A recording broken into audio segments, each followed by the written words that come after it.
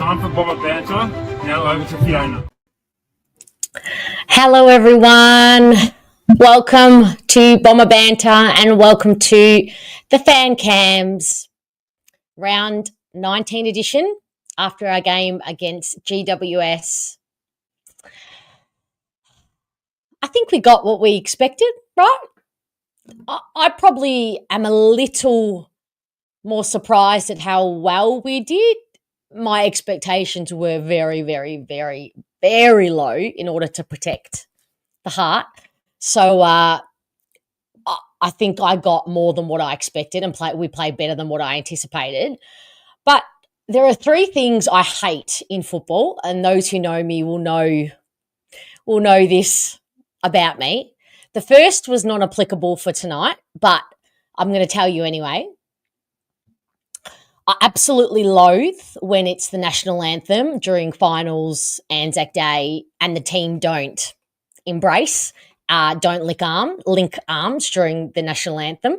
I hate it. I hate it with a great irrational passion, but it's an ick for me.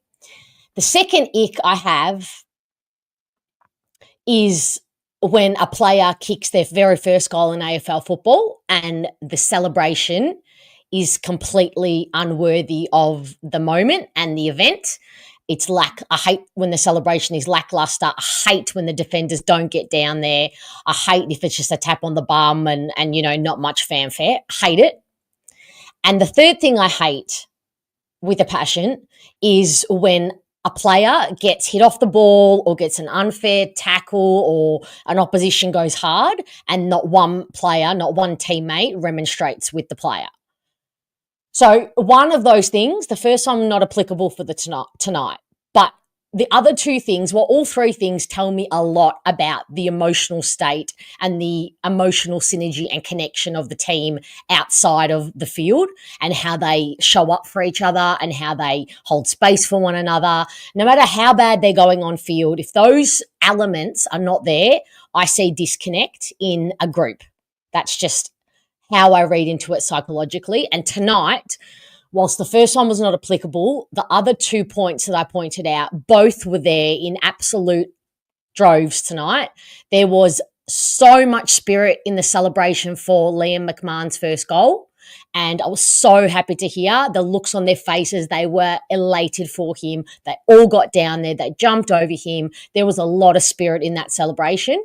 And when I'm pretty sure it was, I don't know who it was because it was on the other side of the ground, so I couldn't see who actually got hit or tackled or, pushed under the ball unfairly, but there were a group of them who remonstrated. May, including May, Andy McGrath was incredible, and so I loved that. And that by itself showed me that they are, even though they may seem so incredibly uncoordinated and disconnected and out of sync on the field, that they are still there for each other and showing up, and that emotional connection is still there for them. So I just wanted to say that those two things they're important, showing up and being there for each other. I see a lot of Carlton fans going on and on about how their players are getting hit behind the ball or tackled, and no player, no teammate is coming in to remonstrate with the opposition who did it. So I thought that was a really important thing to point out. Okay, who's here with me? Hey, Muzzy, Snazzy Shoes. Yep, no shame in that game. Scoring shots weren't far off, so we created the opportunities. Could have been a lot closer. Yeah, that's the excruciating part. It almost felt like we should have been ahead in that first quarter. I don't know how we've forgotten how to convert goals. Hey, Michael, if it was better than the score said from a blue bagger, appreciate that. Thanks, Michael. Good luck to you this weekend against the D's. Hey, my US friends, Tammy and Nick, I did go to the game. I did. I felt obliged to support the 22 out there tonight who, particularly the kids, and show them that they don't, they don't play for a fair weather club of supporters. Hey Ross, how are you? Did well against the odds, poor umpiring and major injuries. Yes, there was a collective hush across the ground when the vision of him on the screen went down going into the rooms. That was awful. Hey Felix, how you going? Much more enjoyable than last week's game. Yeah. And that's the other excruciating part. Like they were actually putting in so much effort and intent. It was clunky at times and it was disconnected, but they were up for it. The Smothers and. Hey, Sammy G. McMahon has to play every week now. Interesting. Are you taking him out for Caddy? Who are you bringing in for Caddy? Because Caddy reports from the radio today say that he's straight back in. So who are you bringing in? Are you dropping him or who are you dropping or what are you doing?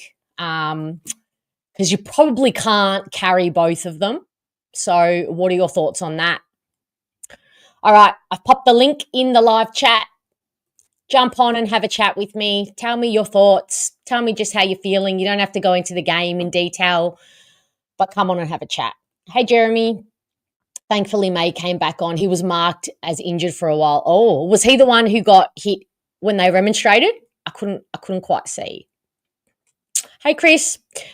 Also could have got more around Archie's first goal back after terrible form. No, I'm okay with that. Archie needed to, he needed to stand up tonight. Mariella, thank you so much for the donation. For everybody who don't know, a few people have been asking me, this is just a little donation to support the channel, to help me grow the channel.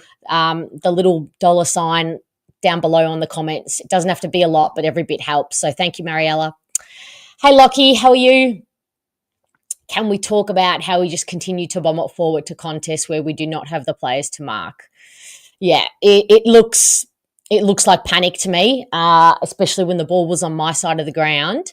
It looked like panic, not knowing what to do. But I will stick up a bit for the halfbacks and the mids. There's not a lot of movement happening. There is not a lot of knowledge about how to actually lead from a forward line aside from Peter Wright, who, let me just say, was excellent tonight. Yes, my big ginger can convert his goals, absolutely, but he was excellent. And again, anybody who watched him off the ball knows exactly what I'm talking about. I also loved Merritt's game. Not Merritt, Redmond's game. And I believe he had the most metres gain for both GWS and Essendon. So hard-working game from him. Hey, Brett. Yes, we do need to get better. How did you think your man, Guelphy, went? Hey, Murray, thoughts on Gresham, Perkins, Shield and Guelphy's game? I thought one of those four gets a complete pass. One gets half a pass. One I need to see more of, and one incredibly disappointed with. Incredibly. Hey, Sam, our goal kicking is painful, torturous. By the end there, when Ridley missed his, you could see they're just in their heads. It's in their heads now. We had a 12% kicking efficiency for the amount of times we had it inside 50. End it. Hey, Andrew, 2 metre Peter goal kicking has been right off lately. Yeah. I'll give you that just because everything else he's doing is at a very high level. Hey, Coanda, how is it where you are? Hey, none of your business 33.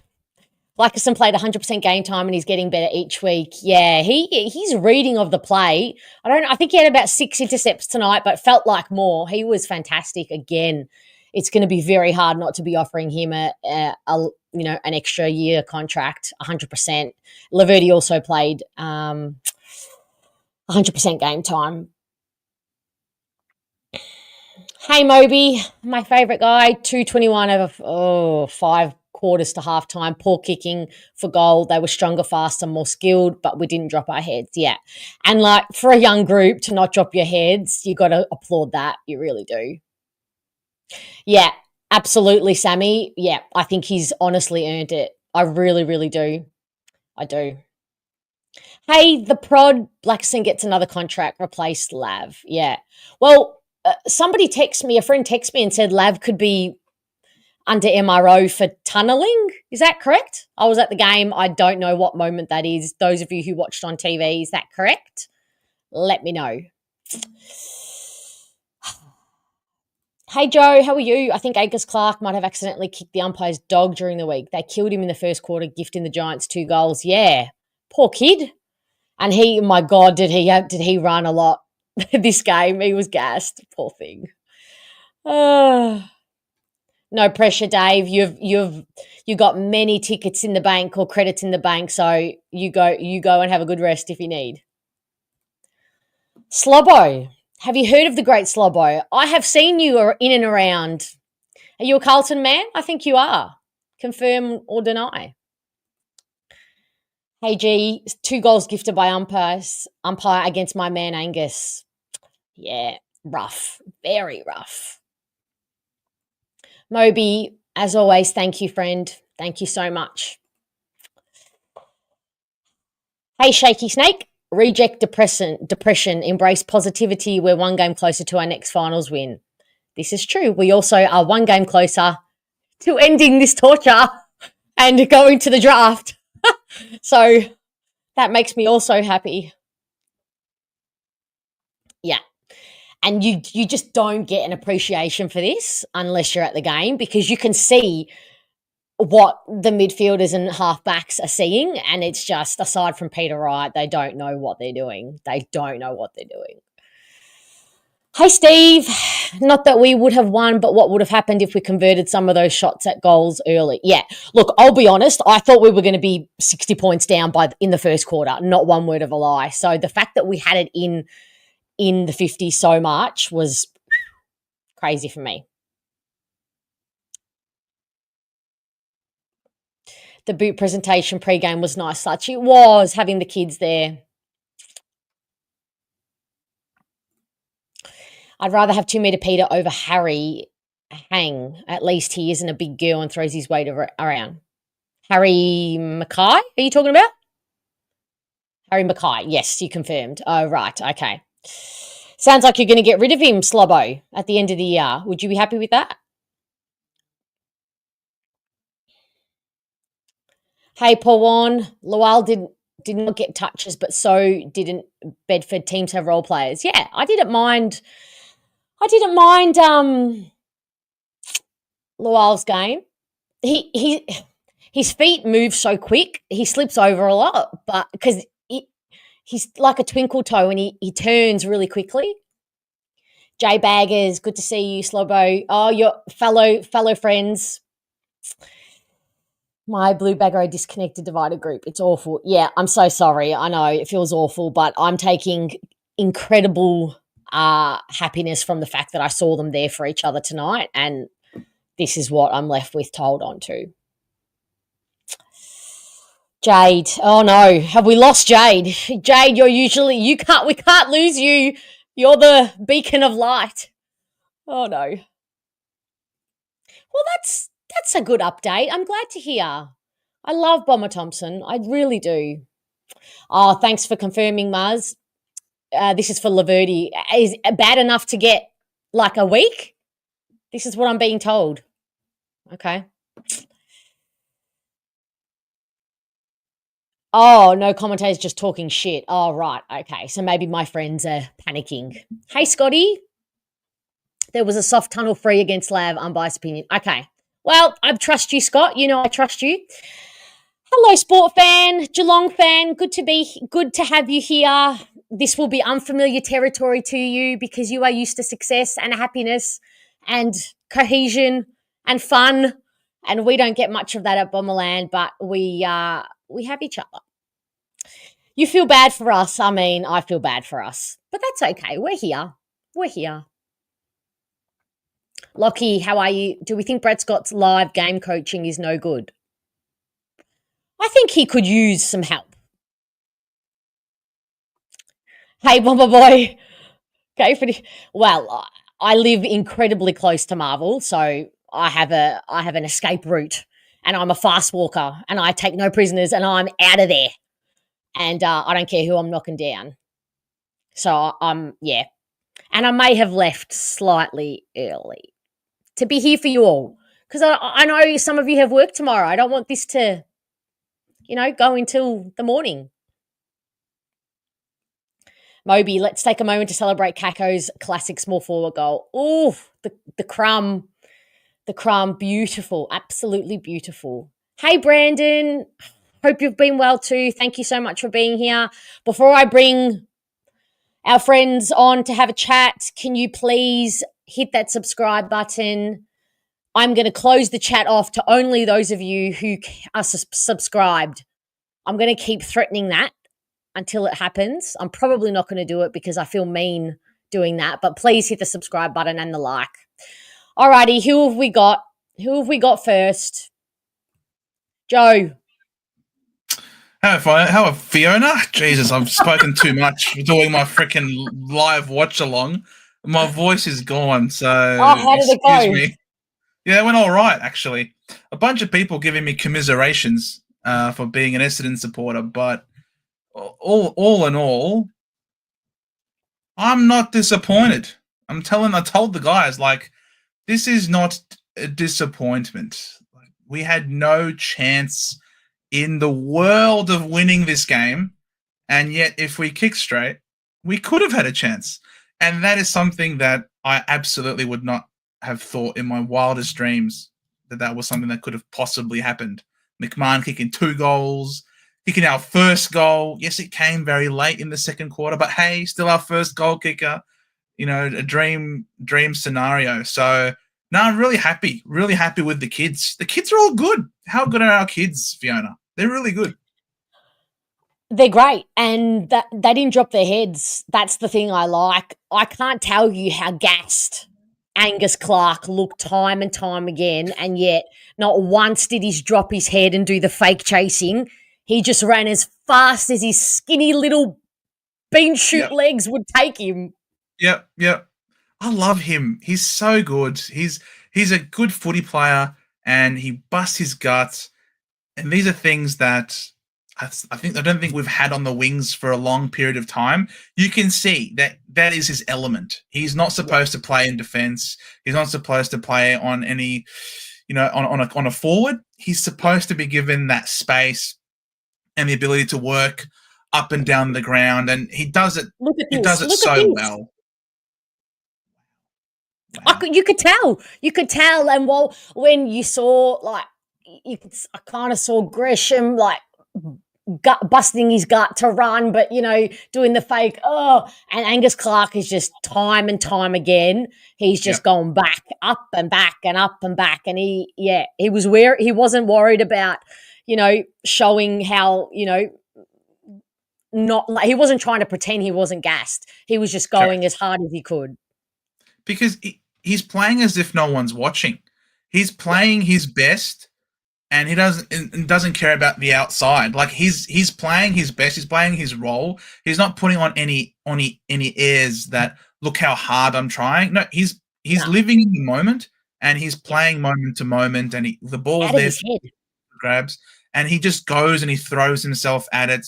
He was wonderful. Archie Roberts. I was calling him the GOAT, basically, during the stream. Like, the way he just continued to front up and never under pressure, always made the right decision, even though there was a lot of heat in that forward line. He continues to... Honestly, these kids, they're our future, but, you can see glimpses of it right now as we currently speak. It's really promising, and a lot of the errors were coming from... again, just the lack of connection, the lack of cohesion. And I can forgive that. The things that you'd hope that they really work on and nail are those set shots, missing really simple ones, 20 meters out, low difficulty. Meanwhile, on the other end, they're nailing them from the pockets, and they couldn't miss to save their lives. And we had 8 scoring shots to their 3. And yet they were triple ahead of us in terms of the scoreboard. Something ridiculous like that. So really happy with the effort, really happy with the endeavor. Less backwards, less sideways kicks, a bit more direct this time. You could feel it. The difference was palpable. I started. I said to myself, "Oh, try and count how many times they look like they're going directly backwards." And then, but in the first quarter, it wasn't happening. So I just gave up. Exactly. So I think that can't be overblown this week that we were going backwards. No. I think at the Absolutely moment, I really think at the moment as well, there is an energetic thing about it too, because energetically, the universe in football, you need luck as well. You need every now and then, you need a lucky bounce of the ball, a lucky, when they kick the ball off the ground and just, you hope it lands in a teammate's. Nothing of that is happening for us at the moment. And it's been a few months or a couple of months now where I've noticed that even the luck is just at a zero. 100%. The luck was there for them tonight. Like, they had a few kicks off the ground that managed to work. They obviously had, their luck was pretty good.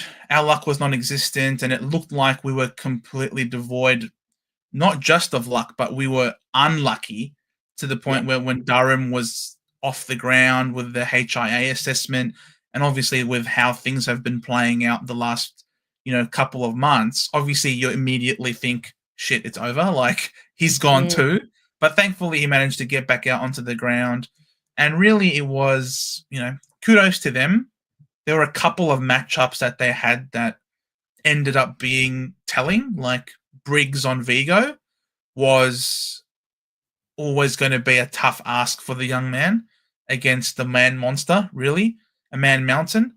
So that was unfortunate. He had 35 kgs on him, easily. Yeah, easy. Maybe and you more. just saw him, the way he treated him with disdain. Like, he, time and time again, was going for the body. He knew he was bigger. He knew he was stronger. And there was really nothing that Vigo could have done in those circumstances. So that was a tough matchup there. And obviously, without Setterfield and Caldwell to play that defensive role on Tom Green, he was, again, just too big and too strong. We couldn't really do anything to stop him. We just don't have the cattle for it. So it was a nightmare. Those were the two players. You know who really looked like they were playing, like, he should have had a gold ray of light surrounding him. He looked like he was in a different league, in a league of his own, was Finn Callahan. He is an absolute exceptional player, and he could win a Brownlow one day. He's exceptional. Yeah. And he looked like he was playing a completely different. Yeah, from an opposition fan's perspective, I could watch him play all day long. Yeah, he's fun, and he's just full of confidence, and it's just beaming off him. He's full of confidence. And he's not just one of those. A lot of players, they're either skillful, they're either pretty okay with their skills, not necessarily being physically dynamic and fast and stuff, or you're really fast and you can take the game on, but your skills aren't that great. He's got that rare balance where he can hit good kicks inside forward 50 at pace, like Errol Goulden sort of thing, like at pace, going fast, can hit targets. And, by going fast, unfortunately, we're sort of caught out, and Stringer had a bit of a day, and he was really oiled up. Very hard to tackle him. Was sliding off him left and right. So, look, congratulations to him. He got a win with his new side. But ultimately, the green shoots are there. The players are there. You mentioned Blackiston. I loved his work. He's not a defender. He's a ruck. I know. You know what I mean? He's a ruckman. He's not a defender. But he's just getting better and better in his craft. I'm just imagining that he really could be a Blixarves for us moving forward. A type of player that can go in the ruck and then go to the back line and potentially can push up to a wing even, because he's got some mobility about him. So I really liked his game. Blackiston was great. How'd you see the skipper's game? The skipper was good. I liked the skipper's game. It seemed a lot more involved early on as well when we were well on top of the contest. One thing I would like from him, though, if there was just one thing I'd ask for him, is when he's 40 meters out, don't give it off to someone else. Take the shot yourself, I feel. Is that the one he gave off to Redmond? There was one he gave off to Redmond, and there was another one that he gave off to Shield in the last quarter that ended up being a mongrel helicopter kick into the pocket. Yep. Even last week, there was an opportunity for him to have a shot about 40 metres out, decides to change his mind because he sees someone out of the corner of his eye and potentially maybe a better position. Yep. But he's our best kick in the team, and he's the skipper. I'd have no issues if he takes the responsibility himself, 40 metres out directly in front, to take that shot and kick the goal. For me, I'd have no qualms if he takes that responsibility and does that. I'd like that from him, I think.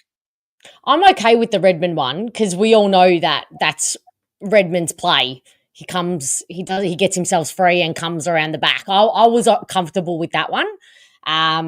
But yeah, the Shield one, I mean, you're only handing off if you know there's a player with power, like who can kick one from 50 or from 40, however, close it was. So yeah, I don't know.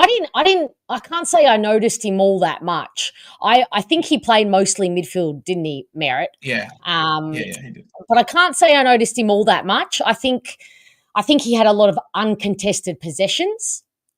And not necessarily, I'm not saying that he didn't do the hard yards at all, but I didn't notice his output as much as I noticed, Durham's output and even Gresham, who led our clearances.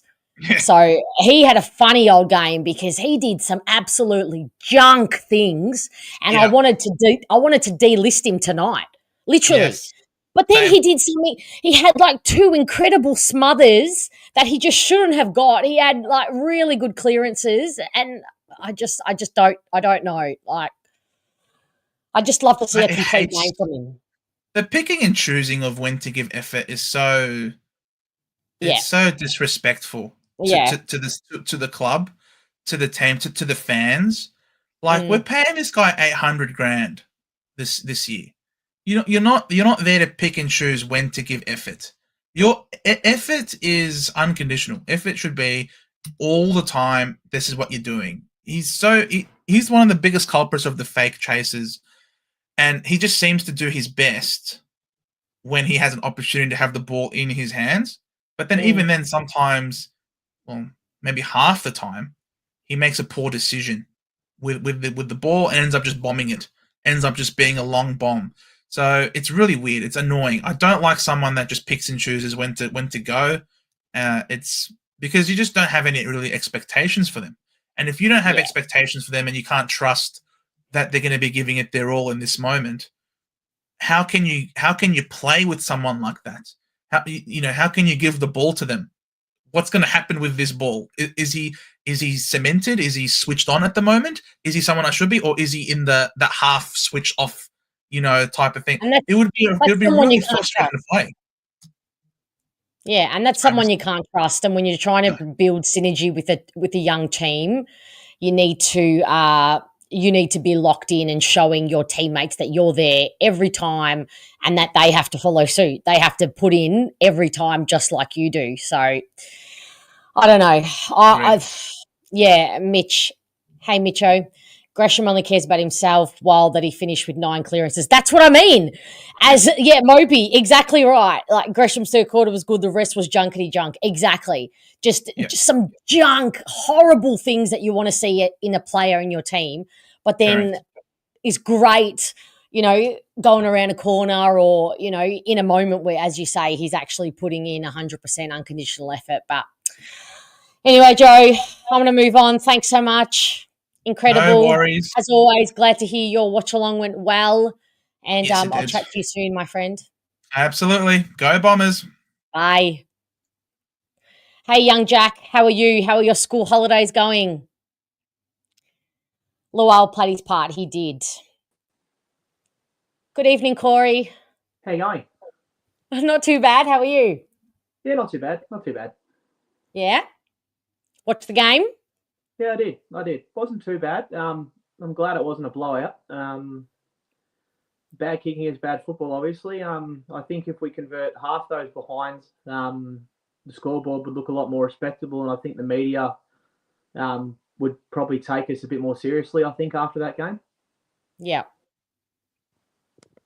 Yeah, I haven't actually caught on to what they're saying, but I can only imagine they're finding some way to make it a disaster, even though there are logical, rational reasons as to why it was what it was. The only one who really said anything was Jack Rewalt, because we had 6 more inside 50s for the game.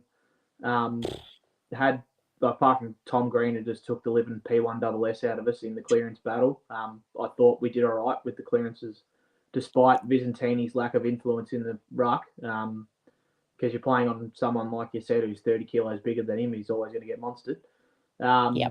Yeah, it was difficult, but yeah, I'm glad it wasn't a flogging. So better than you expected, right? Yeah, it was probably what I expected the margin to be, to be honest. Kind of glad no one kicked a bag for them, because Jake Stringer was probably the one likely to do it, because he was consistent across the whole game. And I felt sorry for Blackiston at one point, who was on him. Stringer's a lot quicker than what Blackiston is. But I will give Blackiston credit. He's, like people have said in the chat and you have said, he's gotten better every week. And like Joe said, he was drafted, or mid-season draft, as a ruck. And he's playing half-back flank, sometimes on the second key forward. And I feel like he's going okay. Yeah, 100%. And he's, as you just said, that's so important. We forget that. Like, we think about how Caddy, before 2 Meter Peter got back into the team, was getting the best defender. Well, Blackiston, firstly, he's a ruckman, not a defender, but he's also being asked to play on some really quality forwards who, if Reed is there and Mackay is there, he's playing on the third best, maybe. Yeah, he'd be playing on a half forward pot most likely if he was in the team. But you got to think with the... You know who had a game, who nobody's brought up? Sorry to interrupt. Pryor. He was good. He was good at times, but he was good. He was very good. Don't get me wrong. But his skills by foot still let him down. He tries to chew off a bit too much with his kicking, and it has been his biggest downfall. He's good one-on-one defending. I'll give him that. He does way better than what Andy McGrath does from a small and tall point of view. I believe he's a better one-on-one defender than McGrath is. So that's probably the only negative on him is his kicking, but his body work, his marking ability, and his tackling pressure that he does put on for someone who's not exactly short. I can give him kudos for that. Yeah, you nailed it. I thought his intent tonight, he hunted his opponent, and probably you're right on his disposal could be better, but I thought he wore his opponent as close. He was on their heels, some lunging tackles, which I just loved, which showed he was really locked in and his intent was really high. I thought this was probably one of the best games I liked from him from that point of view. I thought he's been, only because my main criticism of him is that he's been a bit passive.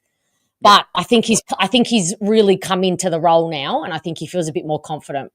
Yeah, and that just comes down to getting to know guys like McGrath and Ridley and playing alongside these guys. And obviously, if we have a fully fit list, he's going to get the 5th and 6th forward, and he's going to look a hell of a lot better if they can eventually gel together and play as one. And we should be better in the long run for him. He's only signed for the 1 year because we picked him up in the pre-season, so you just keep him on a 1 year deal. And because he's not going to cost you nothing. True. Very good point. And it's not like with complete respect to him, I don't think there's going to be others offering him a contract, No.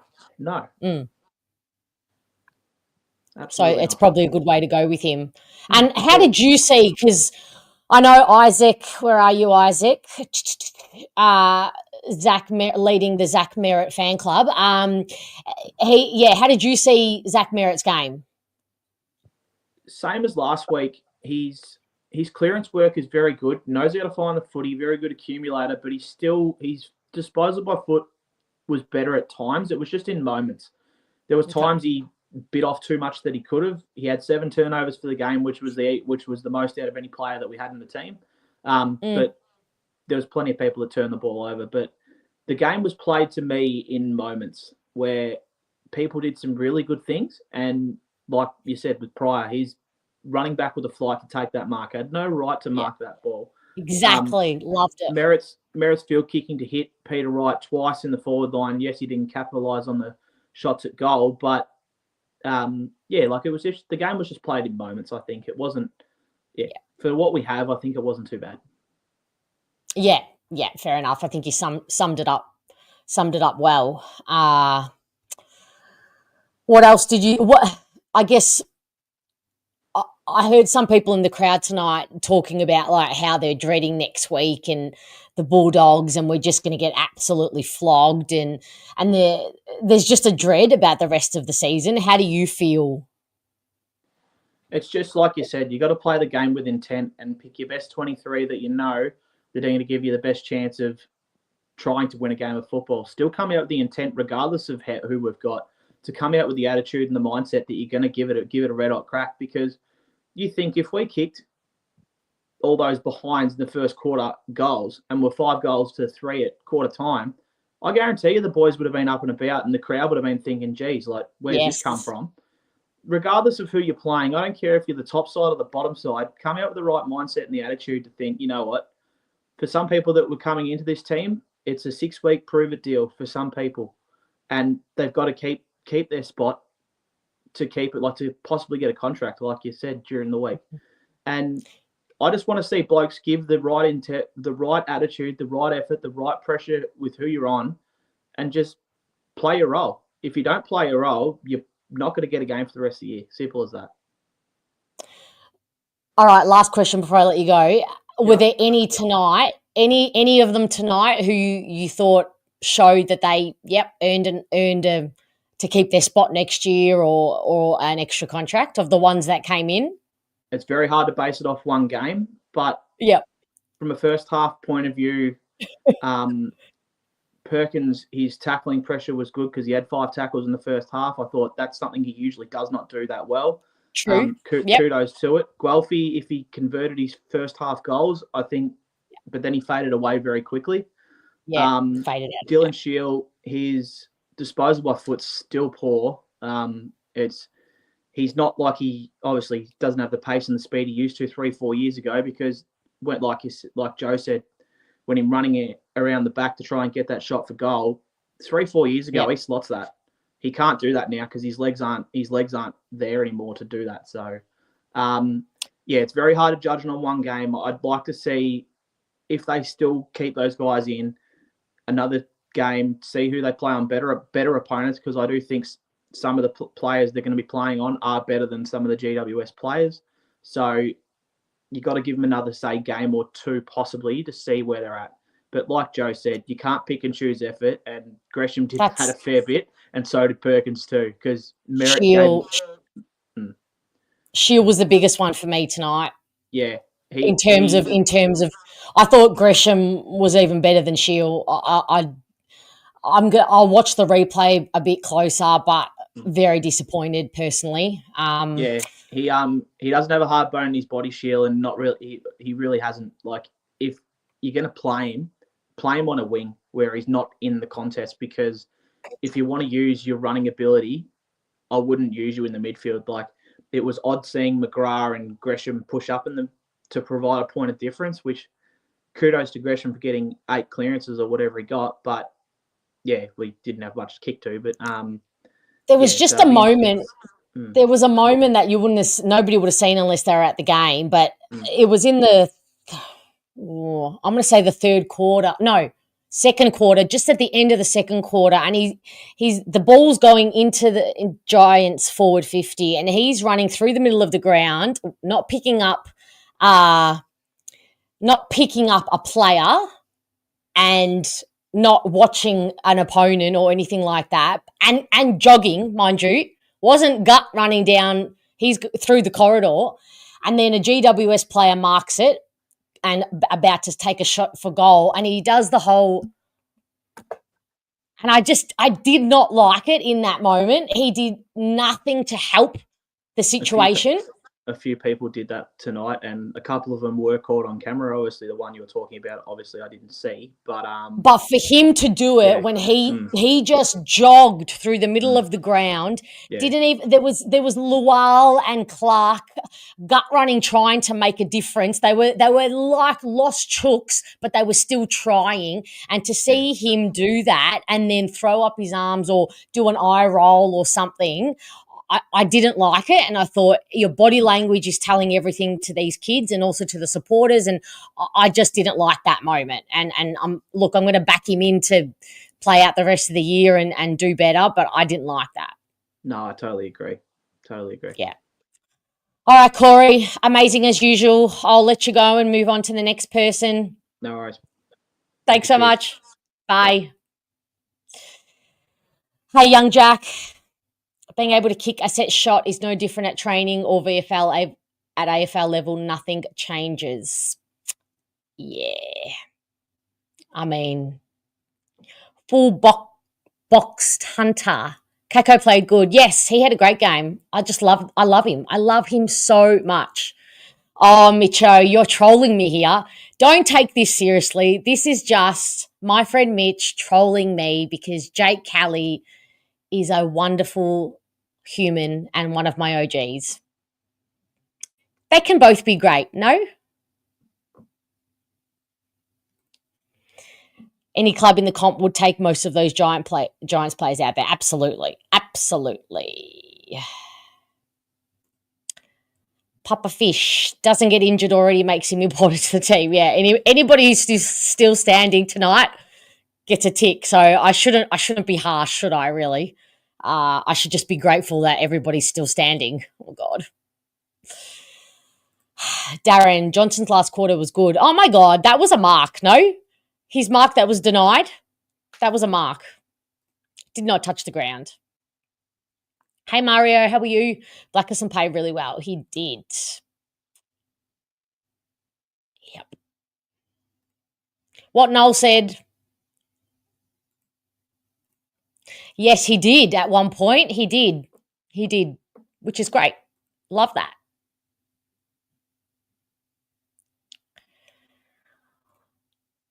Dennis, pissed me off that Stringer looked fitter tonight than he ever looked playing for us. Yeah, similar thing happened, though. Happened every contract he had, every contract year he had. And when he first came to us, Brad Scott's first year, it's not going to last. I say that with respect to Jake because he kicked lots of goals for us, but this is just first impression Stringer. I've seen this story before. I've read this book before. I don't buy into it. Fool me once, you don't fool me again. But congrats to Jake. And I saw a lot of people asking why there was booing of Jake. My understanding is that like you boo. I mean, I personally don't boo because I just don't have the energy. But you boo a player who leaves your club. I know the argument is, yeah, but we kind of wanted him to go. He would have preferred to stay. But that's just part of the drama of the sport. Like, that's tradition. You boo a player who left your club. That's my understanding.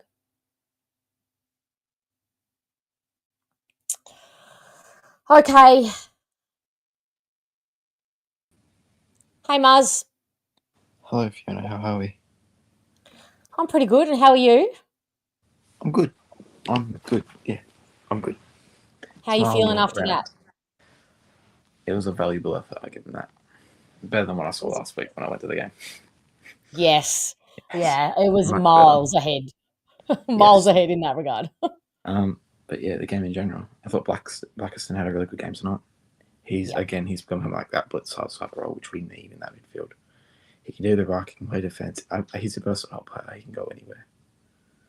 Imagine when he gets really confident in himself, you know?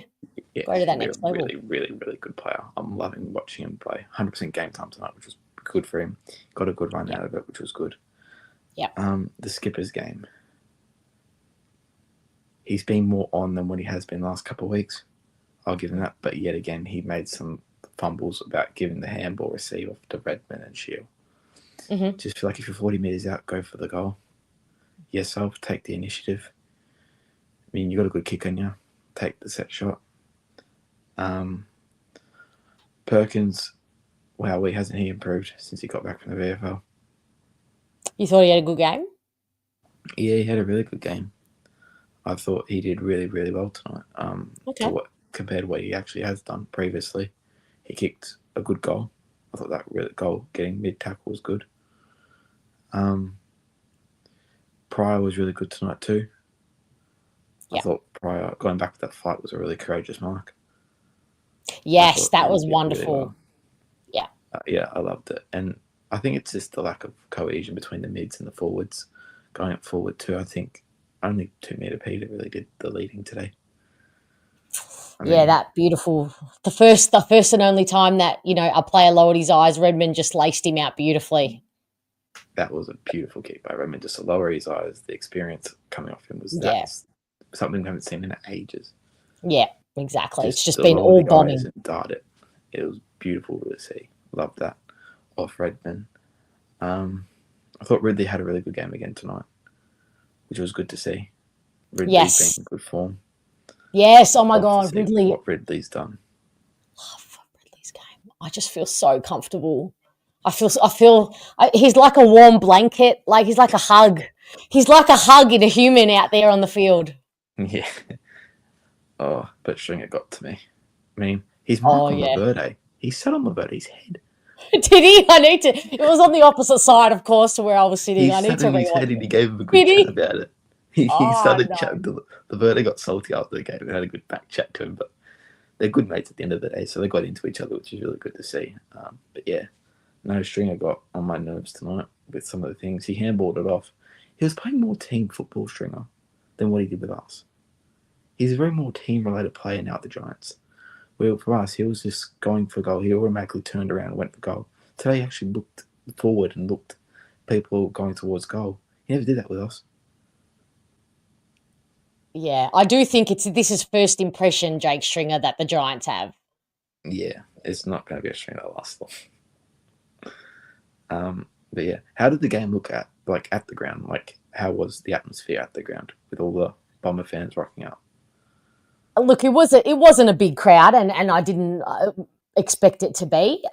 Thursday night combined with the bit of the doom and gloom, I would have loved to see some more support there for the 22 who are out there. But it wasn't dooming. It didn't feel all doom and gloom. There was definitely a pleasantly surprised nature and feeling. Everybody went in. Everybody's expectations were low. You could feel that, and you could feel that.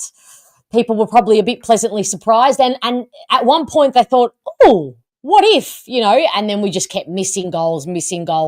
And it was just like deflate. It was just popping balloons left, right and centre. It was so frustrating and it was so deflating to the team as well because, it just kills you. It kills you to do all that hard work and the build up and then the air just gets let out. So, painful. I thought we took it up to most of the games. I just thought that second quarter, we had one scoring shot, maybe two scoring shots. So they're like 8 or 9. They kicked like 7 on us in that second quarter. I thought the second quarter just let us down today. Okay, that quarter was really, really disappointing. Only McMahon scored those 2 goals in that second quarter, and that's all we had. I mean, Ridley missed a shot. Guelphy missed 2. I think Merritt missed 1 too. I forget who else was there. I think Wright missed 1 in that second quarter too. He did. It was just, that second quarter really let us down going into half time because we were down by, I think it was 7 that quarter time, 8 maybe. Yeah. Well, we hadn't kicked a goal and they were and then they were they playing extended out to 37 at half time. Yeah. I mean, ever since between then, we're sticking between that 37 to 48, 49 point margin the whole time. I feel like if we let that game slip back and we had more composure in that second quarter to do what we did for the rest of the game, that scoreboard would have looked a lot more better than what it did tonight. I thought that was a 3-quarter performance.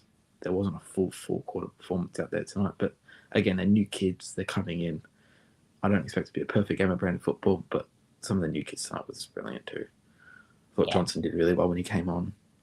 Lavelle, even though he didn't have much of the ball, I thought when he did get the ball, he used it okay. Blackerson, as I said, was really good. May, I would have liked him to step up a bit more in that forward line leading up the ball. He's had some experience now. Yeah, he certainly, it's very obvious that he doesn't have a lot of experience with leading patterns and things like that. He kind of, he stays in one spot and then leads forward, even though like there's traffic. He doesn't quite know how to break the angles. Back and then lead back up at the ball. exactly. Yeah. Yeah. Doesn't do the double lead because Yeah. he kind of gets lost in the traffic. And But that he'll, makes it- you know, that's going to come with experience and learning, Yes. you know, the mannerisms of his midfielders and things like that. It's to be expected. That we can't judge. Yeah, no. But yeah, otherwise, I just thought 3-quarter performance was good, except that second quarter. That let us down. I thought the game was good tonight. I really didn't see. I think Gresham, I don't know. Gresham, I don't know what to say about Gresham. He's a bit of a weird player, isn't he? Like, he'll have his good moments when he gets his hands on the ball, but other days, he just, I don't know. He's not really good. Yeah. I mean, what are you taking? Would you prefer to take, and chat, I ask you this question. Chat, do you prefer a player who is coming in and out of games but is having real spark moments? So basically what Jake Stringer was when he left. Or are you preferring to have a Shield or a Perkins who is just there as just a spare body? Like, I don't know what's worse, a player who's, you know, being really conditional with his effort. I don't know. What do you prefer? I thought instead of maybe like a Gresham, like a Davey could come in. Davey did really well last time against them. Davey had a brilliant game against. I think he scored the first for us last time we met the Giants at Marble Stadium. I think last year. I think it was when we got open by 20 points. I think Davey had giving him a run was maybe a good idea instead of Gresham tonight. Davey had that run to catch up. What's his name? Darcy Jones or whatever his name is, number 2 for GWS. He killed us running along that wing tonight. He was left open majority of that game on the fat side of the ground. He was left open to do what he wants. Yeah. Someone tell me his stats of how much he ran up and down that wing, because I reckon his Ks tonight will be unbelievable. Yeah. Transition. Yeah, he hurt us. Yes, yeah, he did. And I think there'll be a lot of tired boys tonight. And the point is, none of them are getting rests anytime soon, you know, and that's the concerning thing. But anyway, they're just going to have to hang in there. To give them a rest. So we've got no one is coming in to help. And we're not going to get any of our real main players back till halfway through next season. So, I mean, No. Nick Martin's not going to come back till this time next year. Nah. Unless he has a Will Ashcroft type ACL injury where he just comes back in within like a 6-month period. But I doubt that. Yeah. But Alrighty, Maz. I'll let you go. Thanks, Fiona. Thanks for jumping on. Have a great Friday and a great weekend too. I'll see you guys all next week. See ya. Thank you. Bye. Hello, legend. Hello, how are you? How are you, my friend? How are you going? Yeah, you know what? Surprisingly all right. I think that was Good. not horrible. Not horrible. I Yeah. mean, is this just a case, Felix, of all of our bars being so low, like so Yes. low that, or was it really not too bad? No, I think it's a bit of both. I think it was, you know, like there were signs, and there weren't any last week. I think if you compare it to that Richmond game, Yep. it looked all right. So yeah, you can't be too doom and gloom all the time. I think you got to look for the positives a little bit. Yeah, and I think it was a tough week, and I think speaking to a lot of different fans, everybody is still, the consensus is that everybody's still feeling pretty sick about the Nick Martin stuff. Yeah. So it was a tough week for all of us, and a tough week, I'm told, internally. I think, and that's why I pointed out, I don't know if you're here at the beginning, Felix, but I pointed out those two moments, the goal celebration for McMahon and, you know, the getting behind the injured players, the player that got hurt, remonstrating, you know, with our opponents, because those two things are really vibe related, and how they're, you know, if they're really there for each other and how they're feeling, and that was really important for me to see. And hopefully you guys get a lot out of me pointing it out, because you couldn't really have faulted them if they were completely bereft of any emotional energy. But I thought that was a big tip. Yeah.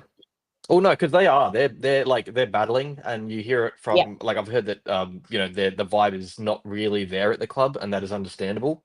But to Yep. see, I thought the leaders really stepped up a lot of the time. Even just, McGrath remonstrating. I Yes. saw Redmond's eyes popping out during the McMahon celebration. So just little Oh, things like that. The leaders just kind of, stepped up a bit tonight, which was good because I think, that hasn't really happened a lot this year. it hasn't spot on. Yeah, I loved Mm. Andy McGrath. He was the one, he went the hardest. Yeah. And Angus I like Clark, McGrath.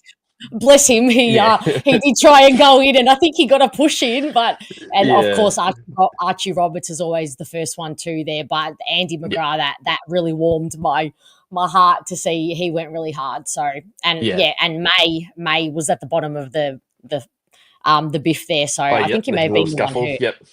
The scuffle, yeah. So it did say great. he was injured on the app, but he ended the game, so Okay. I think he should be right. Yeah. Oh God, they should know that Yeah, I word know. triggers Essendon supporters now. Yeah. Yeah.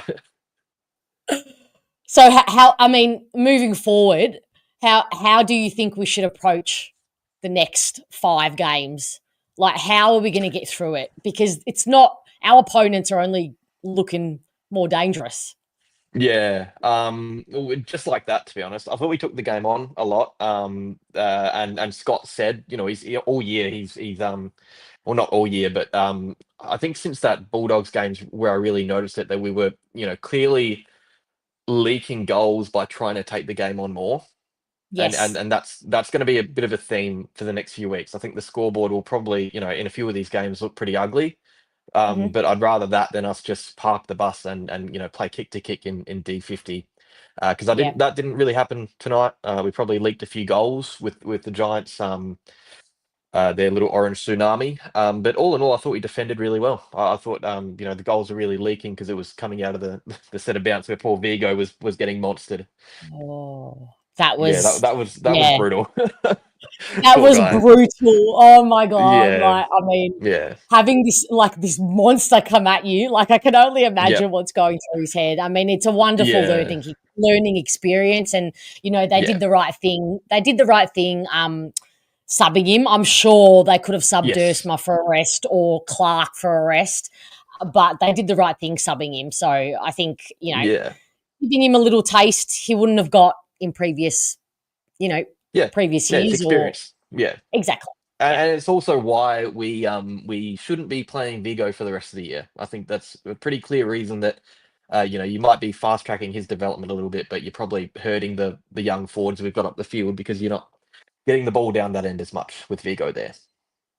Yeah, it's a good point. It's a really good point. So what would you is there a world where we just say, Blackiston, you're a ruck? Why don't you just ruck for the whole game with 2 meter Peter? Is there a world where we could pull that off? If we had another bloody key defender, maybe. Well, I is like there Blackiston an in the ruck. opponent coming up? Is there an opponent coming up who perhaps isn't overly tall in their back line that we could get away with Laverty? I don't know. Yeah, I mean, I guess the Dogs, they've got Darcy and Norden, but I don't think there's much height after that. So but Darcy, you'd want a tall defender, and Blackiston's our only, tall defender. So probably not. I think Blackiston is just going to be in defence until Reed comes back. Okay. Unfortunately. So it's Goldie, is what you're saying. It's Goldie. Yeah, it's Goldie. Okay. Yes. Yeah. Okay. So we're just going to have to tell Goldie, you just got to make it through. What about a world where Goldie and Vigo play? Yeah, well, that's like ideally that's what I thought would happen, but it's like neither of them can really play forward, neither of them can really play anywhere else other than ruck, and you don't want to be a man down because you can only have one ruckman on the field, and the other one just has to be on the bench. Like I don't think it really works with those two. If Drake was around, it would be perfect because you could at least have him up forward a lot more. But yeah, it is a tough situation, unfortunately, for young Vigo. Yeah, but you know what? As we said, he's gotten a taste, and it should make him hungry. And who knows what next year holds in terms of who he's going to have ruck friends around, what ruck friends he's going to have left at the club, or if he's going to be one of the head honchos next year. But yeah. So going back to the original question, how do you see us taking on the rest of the remaining 5 games? Yeah, I hope it's like that. Like, I think that's as well as we'll play against good teams. Like, I Okay. genuinely think we were right in that game. We were getting Yeah. completely mauled out in the midfield and still managed to win the territory. And Mm. I think what were the scoring shots in the end? We were probably only a couple behind, Yeah, we were. just Yep. missing everything. Like Yep. we actually played pretty well, despite everything going against us. I think that'll be as good as we play against good teams. I think against the Bulldogs, against the Cats, it's going to look a lot uglier, but we should still try and take the game on and build some connections in that forward half of the field, because that's where we're really lacking, I think. Yeah. Yeah. Absolutely. Yeah. I thought. I know you're an absolute. Running the fan club of Jackson Pryor, and I've been really harsh on him this year. But I thought he was. I loved his game tonight. Yeah, I agree with Corey. His disposal by foot perhaps could have been better, but his effort and intent and toughness tonight, which is something I've questioned, has been great. So Yeah, wanted to just yeah. give him another pump up. Yeah, I thought his ball use was okay. He had some Okay. There was that nice inside 50 to it might have been Archer May, just like a lovely kick after a good intercept mark. But yeah, it was his toughness this game, because I thought Yeah. early in the year he was holding back, and you could kind of see Yes. that. Yep. But with more responsibility and being able to play on now opponents that are actually his size, I think you're seeing him kind of grow into his role a bit, which is good. Yeah. For those of you who don't know who are here, Felix is the master of all things draft, potential talent, NGA, all of the legends, all of the facts in his little head there. He's got all of the details and insights about who's coming through, what we've got coming through. So hopefully I'm going to get him to join me for a couple of videos to talk us through. I want to get a nice little deep dive on our two NGA boys coming through in Sweden. Al, what's his? Alashkar, that's it. Oh my God. I need to get my head around his name because I think we all need a little light in our lives at the moment. So just quickly from you, how are they coming along? Are they tracking nicely? Are they teetering on not being too high a pick so we don't have to use too much? And where's that looking? No, they're in the perfect range. They're kind of around that like end of first round, I think, which is perfect for us. We'll be able to use both our first round draft picks, and they're coming along really nicely. They're in great form. They both were awesome on the weekend for Vic Metro. I think they kicked 7 goals between them, which was pretty great. It was good to watch. Wonderful. And I know you and I spoke through all 4 of the mid-season recruits in our mid-season stream on the 28th of May a few months ago, and they were all out there tonight. So we've already spoken about Blackiston. How did you? And we did touch a bit on May, but tell me a bit about what you think about Oscar Smart, obviously, who hasn't had the most wonderful introduction so far to AFL football, and also Liam McMahon. Yeah, I've just realised thinking about it, because obviously all 4 of them were out there, so that's a sixth of the team is mid-season draftees. Crazy. But also the forward line, that's McMahon, May, and Smart. So pretty much half the forward line only came to the club about a month ago. So that's why it's so ridiculous. It's so ridiculous.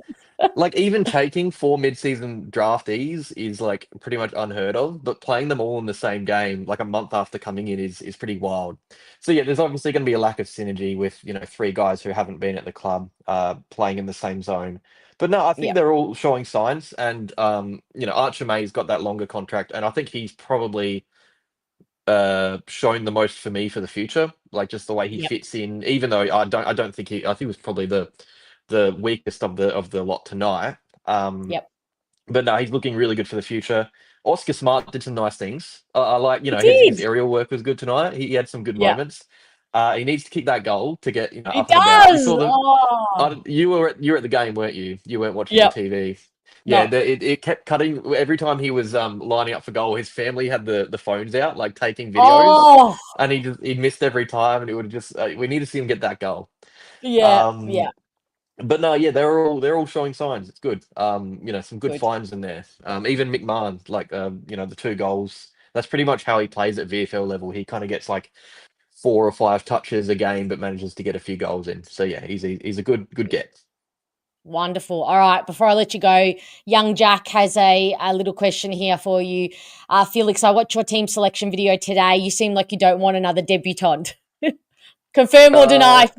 I mean, I can understand why you wouldn't want another one because how many can we carry? But explain for young Jack, who is, I believe, 14, 15, 14. No, yeah, I think it's more we like the remaining possible debutants just shouldn't be playing footy.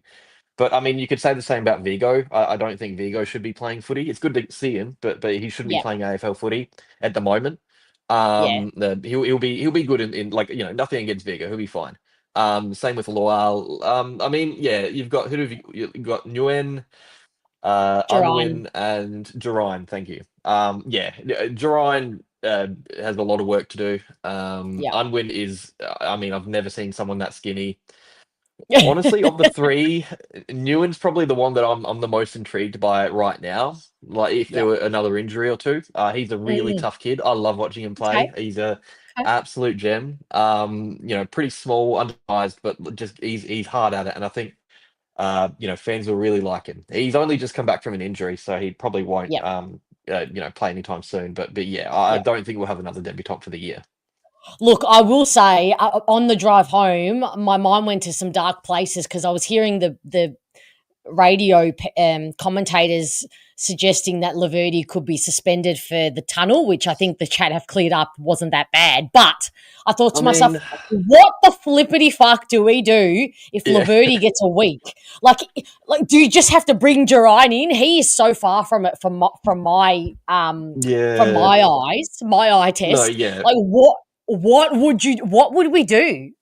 The Laverty, I think there is a little bit there. Like, I think if that was an Essendon player that got tunnelled, like, I don't like the look of it. I think, you know, if you're going up for a marking contest, you can't be doing that. And if he was injured, I don't remember who it was, maybe Cadman. If he was injured, I think that's a definite suspension.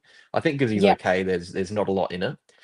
But yeah, what would you do? I mean, Jerine is like my main the issue with Jerine right now is probably fitness, and that's something that you'd want at AFL level. Maybe you just play Vigo in defence or something. I don't even know that. Or maybe McMahon goes to defence. He played a couple of games Caddy back will there. be back. Yep. Yes. Yeah, there's not a lot we can do really. Yeah. Hopefully, he's all right. suspended. Yes, hopefully not suspended. But you are very good. I always look at what you say about the suspension. You usually are pretty spot on about that. So okay, so last one before I'll let you go. Caddy comes back in. They confirm that mostly on pre-game. Caddy comes back in for the Dogs. Does Liam McMahon keep his spot? Oh, that's a tough one. What do you do? Or does Archer May gets rest? Maybe Archer May gets a rest. Because it was a tough. It's a pretty tough forward line to be in, especially late in the game where you've got Peter Wright rucking. So you've got, you know, 2 mid-season draftees leading the line. You probably can't. Yeah, you can't have all 4. Peter Wright has to stay in the team. I don't get why people are so weird on Peter Wright this year. I feel like he's been pretty reliable for us. And absolutely important. Yeah, I think give McMahon another go. But also, you know, you want to build synergy between May and Caddy because I think that's what we're looking at for the future. Those two. Yeah. True. I don't know. That's a tough one. That is. Okay. Food for thought. Food for thought, Felix. Yeah. I'll have a think about that one. Thank you for jumping on tonight. It has been wonderful seeing your face, and I'm definitely, I don't know if your ears have been burning during the week, but I've definitely been cooking up and thinking some things because, as I said, I feel like we all need a bit of happiness in our lives at the moment, the team and the supporters. So maybe we'll get onto it this week if you have a minute or two to spare. Of course, I will. Yep. Lucky us. Thank you so much, Felix. Good night. Thank you. See you later. Bye. See you later. Bye. Hello, Mario. Hello, how are you? I'm so well. Good, how are you? Welcome to your Bomber Banter debut. Yeah, hello. It's long time viewer, but yeah, big camera shy, but we'll get used to it. That's okay. It's just your first one. It's just like your debut. The Liam McMahon tonight is just the debut is a bit nervy. And then you're Exactly right. right. That's it. How'd you see the game? Yeah, actually, well, touch wood, no injuries. I take that as a win. Yes, 100. Yeah, true. At Yeah, this point, yeah, but yeah, I think we actually played pretty well against. No, thank you. Yeah, I think we played like really well. Compared to last week, yeah, it was a yeah, pretty decent performance. Coming into the game, I thought we were going to get absolutely murdered, for the whole yeah, game, and I think probably minus that first quarter where we should have converted our chances. I think we did actually okay. yeah, yeah. It was deflating, the missed shots, because it felt like they were trying so hard, and the crowd, the shock that I spoke about before, like everyone was quite shocked at how well they were doing. So, it was just unfortunate that they couldn't convert. Yeah, that's true. Because I think there was like that stat where we kicked like 1-goal 18 or something over the past 4 quarters, and yeah, that was. I looked at it, I'm like, nah, that's really poor. It is. What do you think it is? What do you think's the explanation? Because it's not like the shots are super difficult. They're not shots from the boundary, and like, what do Yeah, you that's think? true. What's your theory? I think it's just mindset. I reckon it's just getting Okay. into like that groove, like routine as well. I think some players are either taking too long on their routine, or they're just trying to go quick. And yeah, I think just some of the confidence in some of the players, it's just rattled Yeah. them. Yeah, it's a good point. Yeah. Yeah, Yeah, it's as the Essence Porter, you literally took the words out of my mouth. I was just about to say it's all in their head. As I said before, when Ridley missed that one, the one that he got after he got the 50-meter penalty, I was like, oh, that's just between the ears. yeah. So how do we fix it? I think it's just knuckling down on training. I guess it's Yeah. and I think I commented as well saying, oh, it Mm. must be blowing a gale down there at Marvel under the lid. Yeah. It felt you could have been forgiven for thinking that we're at the G there and it was a windy night. But then you go up the other end and they're kicking them from the boundary and behind their ears, and it was just Yeah, stupid. Really yeah, stupid. yeah. And So then who seeing yeah. and then seeing Stringer as well just pop up and kick a few goals. That was that I didn't know how to feel about that one. Yeah. Am I right in saying that he didn't carry on too much? Like he wasn't a dickhead about Yeah, I think he was just like having those cheeky grins. So okay. I think he was just keeping it under wraps a little bit. Yeah, okay. Yeah. It certainly found he wasn't being like peak dickhead. It was probably Yeah, there was a bit of a that's it. strut. There was Yeah, a bit of yeah, a strut, exactly. but yeah. So Mario, what do you make of the injuries? I like to get different people's theories. What's your theory? Everyone's got a different theory. What's yours? Well, I think part of it comes down to bad luck, especially with all those ACL injuries. Yeah. But with the amount of soft tissue injuries that we've been getting and the reoccurrence of those soft tissue injuries, I think it's just something that really needs to be looked at from the the performance staff and all Yeah. those types of people in there, because it's actually alarming. It's been happening for the past few years, and it really needs to be investigated. Yeah, you're right. I think we forget this year's just been so overwhelming that we forget that this is not a new thing. It's been happening for a while at Essendon with the soft tissues, and that's why people who remember a lot of football played at Windy Hill say that it's been happening when we trained there too. So that's why I can't get on board that it's the hanger surface, because it's been a common occurrence. Yeah, and then especially now with all the media reporting, they're trying to resurface it as well. It's like they couldn't they couldn't get like an MCG turf replica or Marvel Stadium replica, at least, that way there wouldn't be any more recurrences in soft tissue injuries. Yeah. It's one thing is for certain that we've said a bit, that I don't think that a stone is going to be left unturned, because this is ridiculous now. It's past the ridiculous coincidence point, and we just have to hope that people in charge are just turning over every stone and doing as much as they can to figure it out.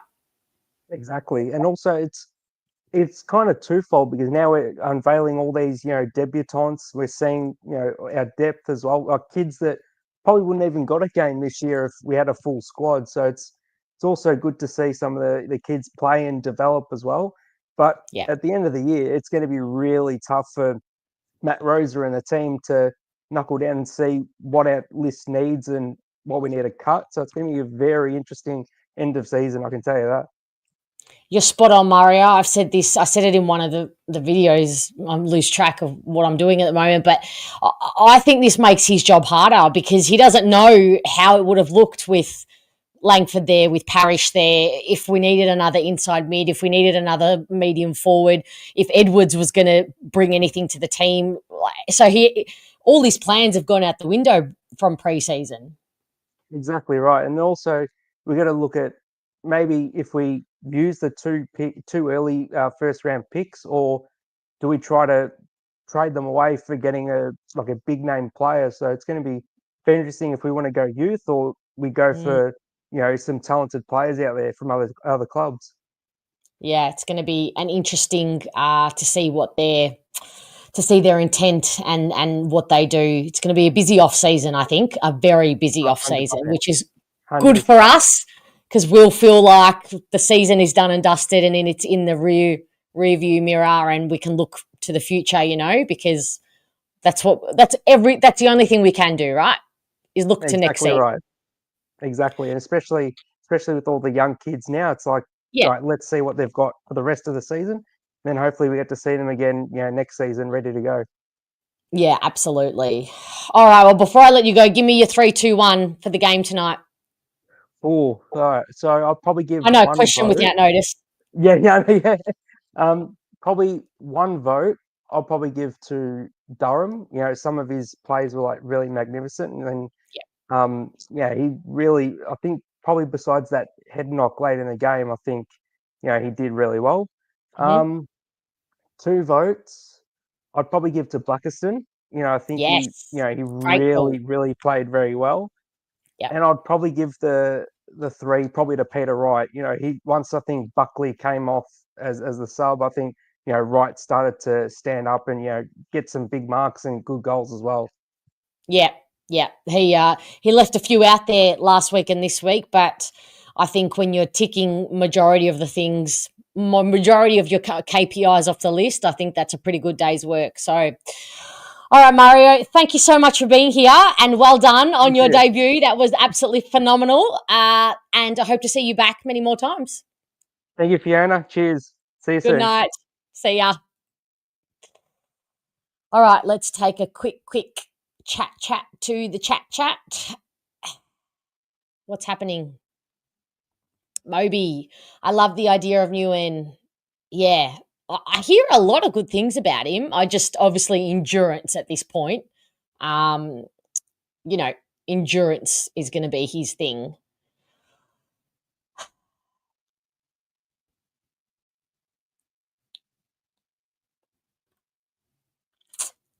Is there a world where Jados stays on the list next year? He hasn't been great, but at least he's been out there.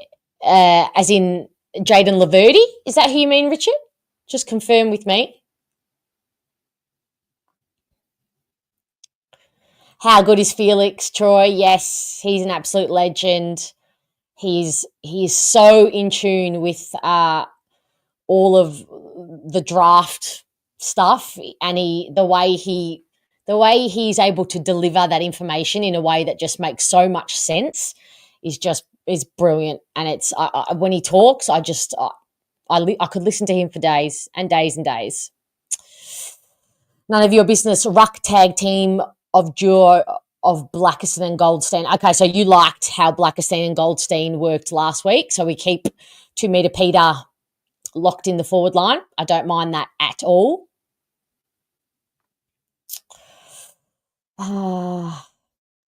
Dave, Brad Scott spoke glowingly about Blackiston. That's wonderful. Wonderful. It's just, it's crazy to me every time I remind myself that he's actually a ruckman. He should be really friggin' proud of himself. Really proud of himself. Dennis, might as well give Duran a go. Oh, he's probably looks the least ready from my point. But there might be a point where we don't have a choice, you know. Who else? Maddie, where is Herbertron? Herbertron has a video coming out after a long layoff. I think he's finally been hit by injury. The injury got him, but he's back. I think he said Sunday night or that it's dropping. Don't quote me on that, but he is back. Can't wait to see what he puts out.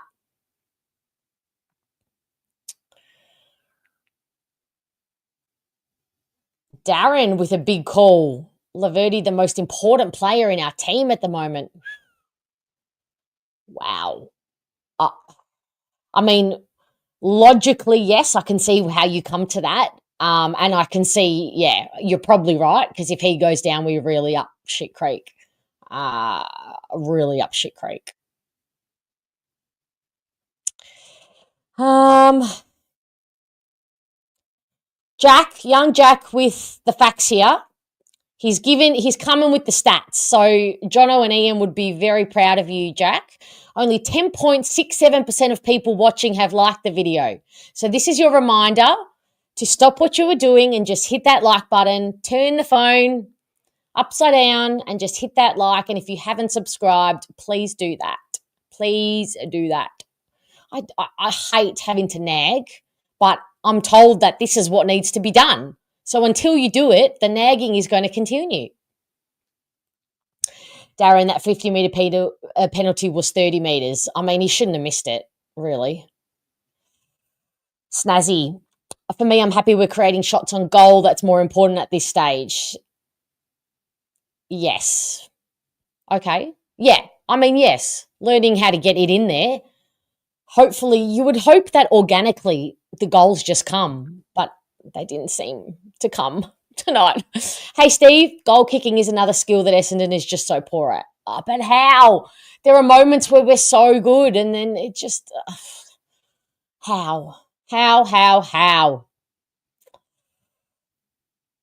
I agree. Completely agree. And in fact, they already did it. So that's why I think... Hey, Phil, too many small body players easily shrugged off when trying to tackle, not helped by moving on big body players like Stringer and Ambrose who shine elsewhere. Well, unfortunately, my OG Ambrose didn't, but I see the point. Yeah. Team Harley, I'm on the Harley train, officially Paul on. So, yeah, he and Durham together. Love that. Love it.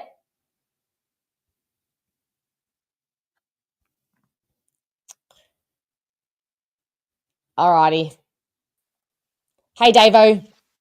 Hello, how are you? You're awake. Struggling. I didn't probably only saw about half the game because the rest was on the bloody gabinetto. So, okay. Anyway, what did you think? I thought it was okay. I didn't, it was the effort was there and the intent was there. They just lacked that kind of polish and stuff. That last kick going into the 50 again, and yeah, just a couple of players not running kind of both ways from what I could see on the TV. I don't know what it was like at the ground. And I don't know, people, you were there and stuff. There was, I think there was an instance where I thought I saw Merritt actually kind of giving a talking to Perkins, if anyone was there at the ground, he did, right. He absolutely did. Yeah. But I don't know what that was for. I'm assuming probably he wasn't running or he wasn't in position or he was just lost. Yeah. Defensive lapse, which is his biggest flaw. Yeah. So, the thing about the defensive thing with Perkins is, personally, I just need something to hold on to, even if it's a micro improvement in that area. And with him, I don't see improvements in that area. I still see him being half a second off his opponent every time. I still see him ball watching while his opponent's halfway up the ground. And I just need to see. So I want to get on his train and on his bus, but I need to see some improvement. Yeah, because when he's got the ball, like he can dispose of it quite well, like especially kicking and stuff like that. But yeah, there's not much else other than that at the moment, and that's his confidence. And Brad Scott's kind of spoke about that. So let's get on to the press conference. Did he come up in the press conference? I don't think he did. Okay. No, my notes don't. All right, give us the rundown, Davo. But he said they're not dwelling on negatives. So when they're out and about and they're talking pre-game, post-game, public and in private, there's no more. They're not dwelling on the negatives and the challenges and stuff that they're facing. They've got, the players that kind of played tonight were all fit, so they're the ones that are that are out there. They don't want to be a no excuse kind of club anymore. They're not. There's no more excuses. They're what they are seeing, and what he said he saw tonight was effort. He saw intent and a willingness to kind of compete for most of the game, which was good. But I would agree with that. They just lacked execution and they lacked polish and stuff. And he, as you were talking about with Felix before, he said that how all of the kind of mid-season players played, the mid-season pickups played tonight. And that it still takes time, as good as they are, or as good as they could be. It does, Archer May is still running into. He said, "What did he say?" He says still running into wrong directions and stuff at points. So it's going to happen and stuff. But he sees the intent there is to compete and stuff. So I think he's got a broken nose. They didn't talk about Archer May. Oh. Does he? He might have a bit of a smashed up face. Okay. What else? He said a lot of what they did was good, though. He was happy with a lot of what they did. Was good. No excuses. He's not going to give excuses about he's just going to give facts about the lack of execution in how they were playing. He says the misses that they had, when he thought that they did really well when they, as a young kid, you might look at the scoreboard and see 0-8 and they're 7 goals won or 8 goals won. I can't remember what it was, but he said, they did well to kind of still continue to compete at that point. Yeah. The misses weren't just bad luck. They were just kind of bad misses and stuff. So quite a few of those probably, I would say probably half of those should have been goals, given that some of them were, Angus had 1 or 2 from, 20 or probably 30 metres out and stuff that he probably should have kicked, and probably, some of them were just kind of rushing it a bit, I'd say, or not going 5 metres back. But he said that the misses weren't bad luck. They just missed. But they did really well to generate those opportunities to be able to kick goals and stuff. So again, that kind of forward pressure was pretty good. They obviously he spoke a bit about GWS and stuff, and how he said that, in generating those inside 50s and stuff, what it is going to do though with a team like this, it's going to generate opportunities the other way if they don't kind of work out. And in the second half, we obviously saw that when the game opened up a bit, that they were transitioning the ball a lot better. Yeah, that's fair. He said McMahon, like really, really happy. He's earned his, spot in the team. He hasn't done kind of anything. It's not like he's fallen into the team. He's actually earned his spot. And he's got a good kick. He's got a good routine, and he kicks accurately and stuff. And he's seen that in the VFL. The guys have watched him in the VFL, the way he kicks. And Dunstall said it on the TV as well tonight, that he's got a good routine, and he actually, runs towards the middle of the goals when he's kicking the ball and not, kind of running out to the right or running out to the left and stuff. So he was really happy with that. He says, obviously, with going through so many players, it's a changeable team. So, changes are still going to be made, but everyone's kind of prepared for that opportunity and the opportunity when it comes. He said it's just, and again, he went back to that kind of polish and execution. Some of these guys, whilst they're ready for the opportunity, they just lack that execution and polish to be able to kind of take that next step. He was happy with Dylan Shield and his efforts tonight. He said he was, even though he's been overlooked for the last couple of weeks, he said that, and he's been doing really well in the VFL. Now, from what I've read and from what I've seen from other people's comments, and that is, he hasn't done that. That is well. Quite contradictory to what I have seen and from what I have internalized from VFL watchers. And I certainly wouldn't have been overly I know he can't come out and say, player A was shit and player B. We can say that here because we're catharting and this is an open space, but I would be shocked if he was emphatic about Shield's performance tonight. I'd hesitate to say that Dylan Shield will still be in the team next week. Well, he has to be. I guarantee you that. There's no one coming back. Our injuries, when we do injuries, we do them spectacularly when they to the point where no players come back. They just stay on the injury list. I'll go to the end of the press conference just quickly because when they said when they asked him, they said, Liam McMahon, Caddy will be ready to come back next week. What happens to your forward line? He goes, I'm not saying anything about anyone or anything until after the main training session because we know what could happen or what's going to happen. There's no point. I'm not saying, and he said it with such a big smile on his face, and he was almost. Oh my God, the poor guy! We're losing Brad. We are losing the will to go on. We are losing Brad Scott. Even a Brad Scott will. That's hilarious. Bless. Loved it. 57 times. We had 57 inside 50s tonight. 35%. I don't know if that's goal. Oh, that can't be goals, but that's scores. I think from entries. He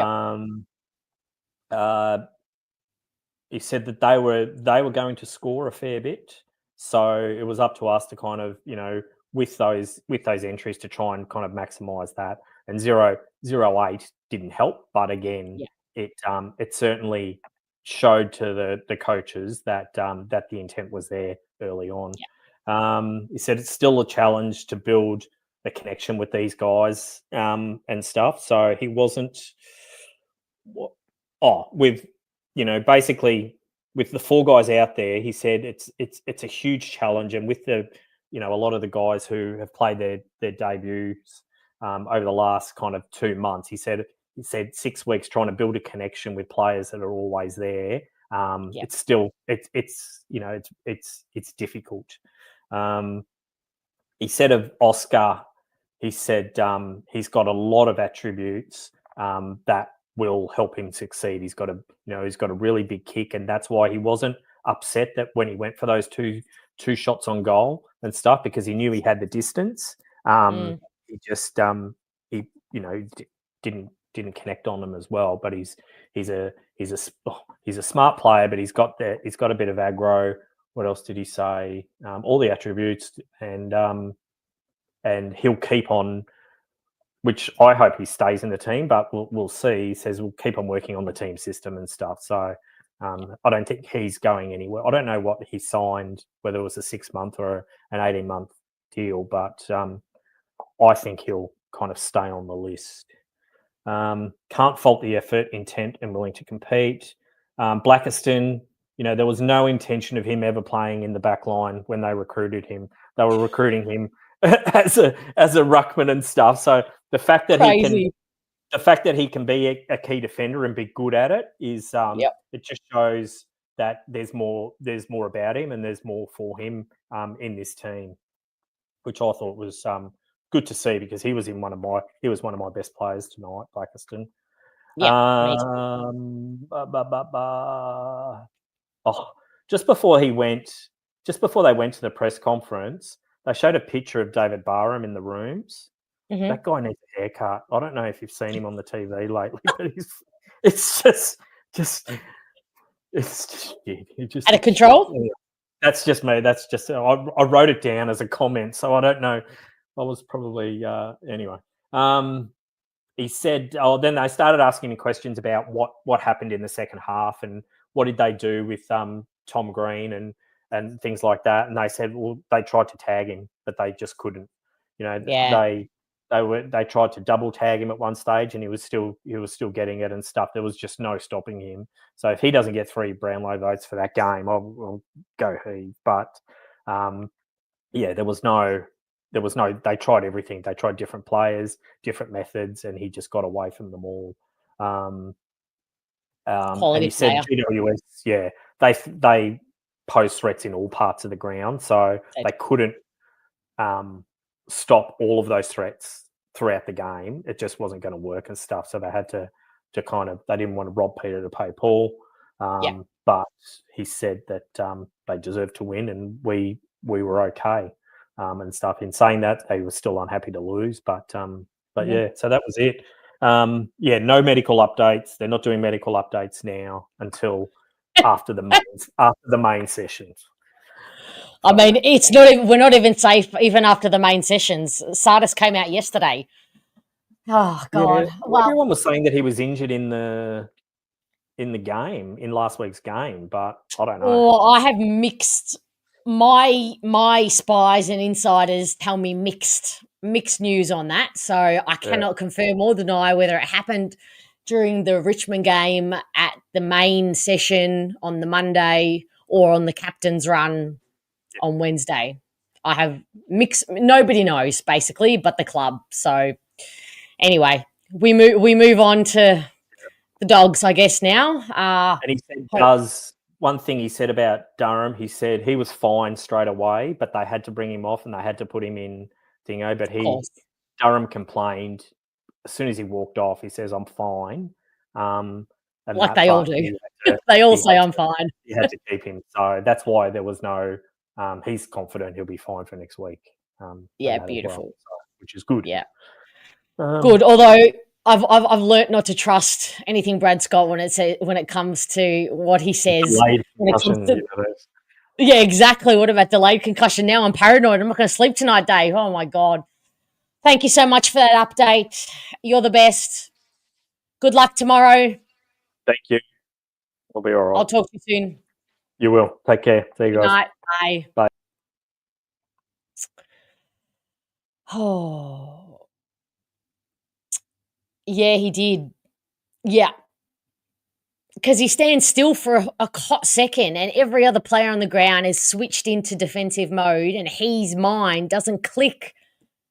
I can see it pause. Frustrating because he's got so much potential.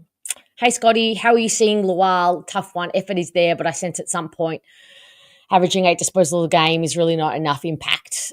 Yeah, look, I'll give him a tick for effort, tick for intent, tick for creativity, but it is very clear to me he's got a long way to go in terms of learning the nuances of AFL football. He kind of, skill and moments of brilliant are only going to get you so far. And obviously at this point in time, we don't really have much choice in who we're playing. But for me, it's purely about education.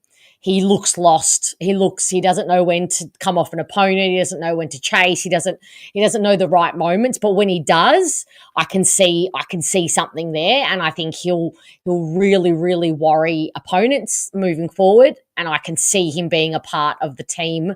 I just think he's going to be one who has got to do a lot of work, watching vision and learning the intricacies of a game plan and where he should be moving and going. And he's probably going to have to put in a lot more work than a Clark would or a Johnson. I don't know. That's just my gut feel. But you're right. And when we've got the likes of Al Hooley sitting there who have a bit of experience and is a bit older, I think that's a no-brainer. And I would have liked to see him come in tonight, but there is a such thing as bringing in too many players. So, if maybe we give Dursma the break he needs, maybe we give Clark a rest or Lual and you bring Al Hooley in. Maybe you do that. Bomber Boy, thank you. That means a lot. Thanks for the super sticker. Chat, go hard, say what you want, but don't make it personal. Don't get mean. Just putting it out there. All right, Richard, confirm May has a broken nose. Well, two things. Moby, you're right. You don't go... they just smack it back into place and they're back out there a week later these days. But also, if May has to sit out a week, at least McMahon is there now, because with Caddy coming back, you probably couldn't have held them all there anyway.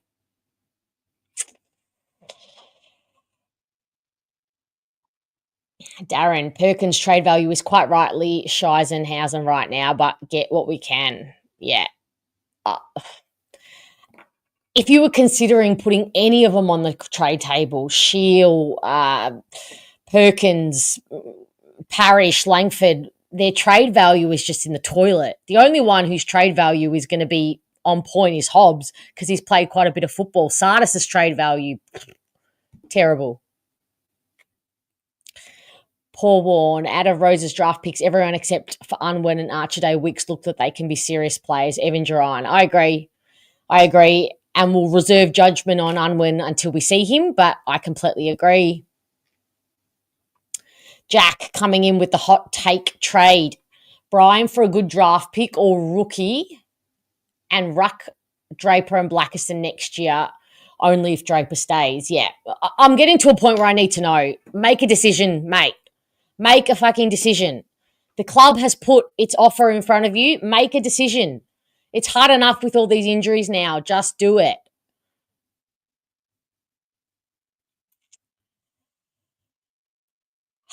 Swede and Alachka.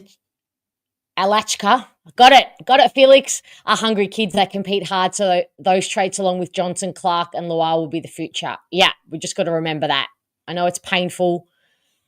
It really does your head in watching that, and someone who I know's head is very, very much there is Rowan. Oh, hello. How are you? I'm good. How are you? I'm all right. I've recovered.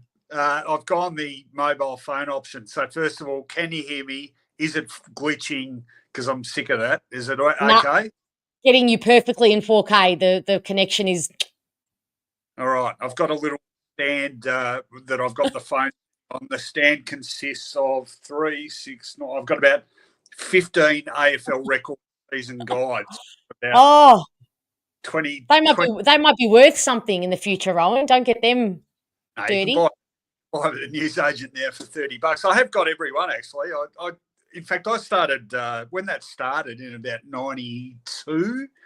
I used to write about half the pen picks for the clubs. Boy, that was a hard yakka. Used to take up about wow. Fortunately, I try and have a life now in off season. As you glean from that, my head's we had an interesting conversation tonight, and I had an interesting one with my daughter Andrea in the car on the way home. So I was thinking, like I could crap on about the game, and I'm sure everyone, I've been listening to comments about the game, and look, the effort was good, just what everyone else has said. You couldn't ask for a lot more, really. What has been occupying my mind, though, and I don't know, maybe it would bore the crap out of people, but I've just been thinking about the bigger picture in terms of where this club is and how hard a road it has ahead of it. And, I'm not trying to be defeatist about it, but I think I sort of get the impression a lot of people only now are starting to realise just how far off the pace the whole club had slipped. And like I was sitting there tonight and Thursday night, it's problematic. The season's done, 20,000 I don't know if, geez, it must have just been 20,000. I was thinking, I looked up quickly. I think it's the lowest. Someone might correct me. I think might be the lowest crowd they've had at Marvel since about 2016 against the Giants. I think it was 14 or 15,000. But the sort of the quiet acceptance of that Essendon crowd tonight of what was going to happen, and that's fair enough too. But I don't know. Look, I kept looking at different things tonight, and one thing that really struck me, and I guess it's relevant because of the whole consternation about the strength and conditioning and the injuries and stuff, is, and boy, this is loaded territory given the history, but how much bigger and stronger than some of our young blokes, some of the Giants guys looked. And sure, quite seasoned now, but, three that really struck me were, up close: Tom Green, Xavier O'Halloran, and Finn Callaghan. Really big bodies, seasoned bodies. They're hard, and I look at some of our guys that have been around similar length of time, and they don't have that sort of physique. And it's I kept thinking on the way home, like I've said to you and I've said publicly, like I really do rate the nous and the capacity of the current administration to do the right thing. I think they know their stuff. I think they know it's a big project, this, and, there's still a lot of work to be done. What worries me, though, and this is me getting all D&M and philosophical, but Love it. And I'm old enough to remember this. So, I grew up with Essendon in the 70s, and there was a little window there under Des Tuddenham where we played finals in the early 70s. And then we were crap for most of the rest of the decade, basically. And this crap? There's levels of crap. No, we weren't. This is worse. No, this is officially worse, I think, because they were always... Okay. The difference then was, that was the first wave of baby Bombers. They were always competitive, and there was always something to really excite you in terms of guys coming through, like, Watson, Van der Haar, Neagle, Hawker, etc., etc. I feel like in that regard, this year's probably been the first time Essendon fans have had that for a long time. So that's something at least. But the point I was going to make was when Kevin Sheedy rolled up at Essendon at the end of 1980 for the 81 season, you had Greg Sewell was the president, Barry Capuano was the CEO. But the people that were running the club then, and I think this was the case with most clubs, it wasn't a great job. It wasn't necessarily a prestigious job. The people that ran footy clubs then, they had to have an incredible level of dedication and emotional investment in the club, not just a professional investment. Now, I absolutely recognise times have changed, and the work. Football is a workplace now. It's not a church anymore. It's not a place of worship. It's a workplace, and even these guys running the club now, as dedicated as they are, I'm not sure they have the same level of emotional investment in the game that the guys 40, 50 years ago did. I'd even say that about players, and I'm not criticising that. I think that's just the way society's changed. What worries me about that, though, is I look at Nightside tonight and I see how big a task this rebuild is, and it's not just talking about the players, it's putting all those departments in place, like medical, fitness, strength and conditioning, so that the players can thrive. And GWS is a great example of a club that's done that really, really well and been super competitive now for 10 years. When you think about when they came in, how quickly they became a really consistently competitive good side. And, they've had advantages, but that's the sort of size of the project it is. What worries me, I'm getting to the point, what worries me about it is that someone like Craig Vozzo, I know he is working his backside off, and he's been very focused on the footy side of it, and I'm really grateful for that.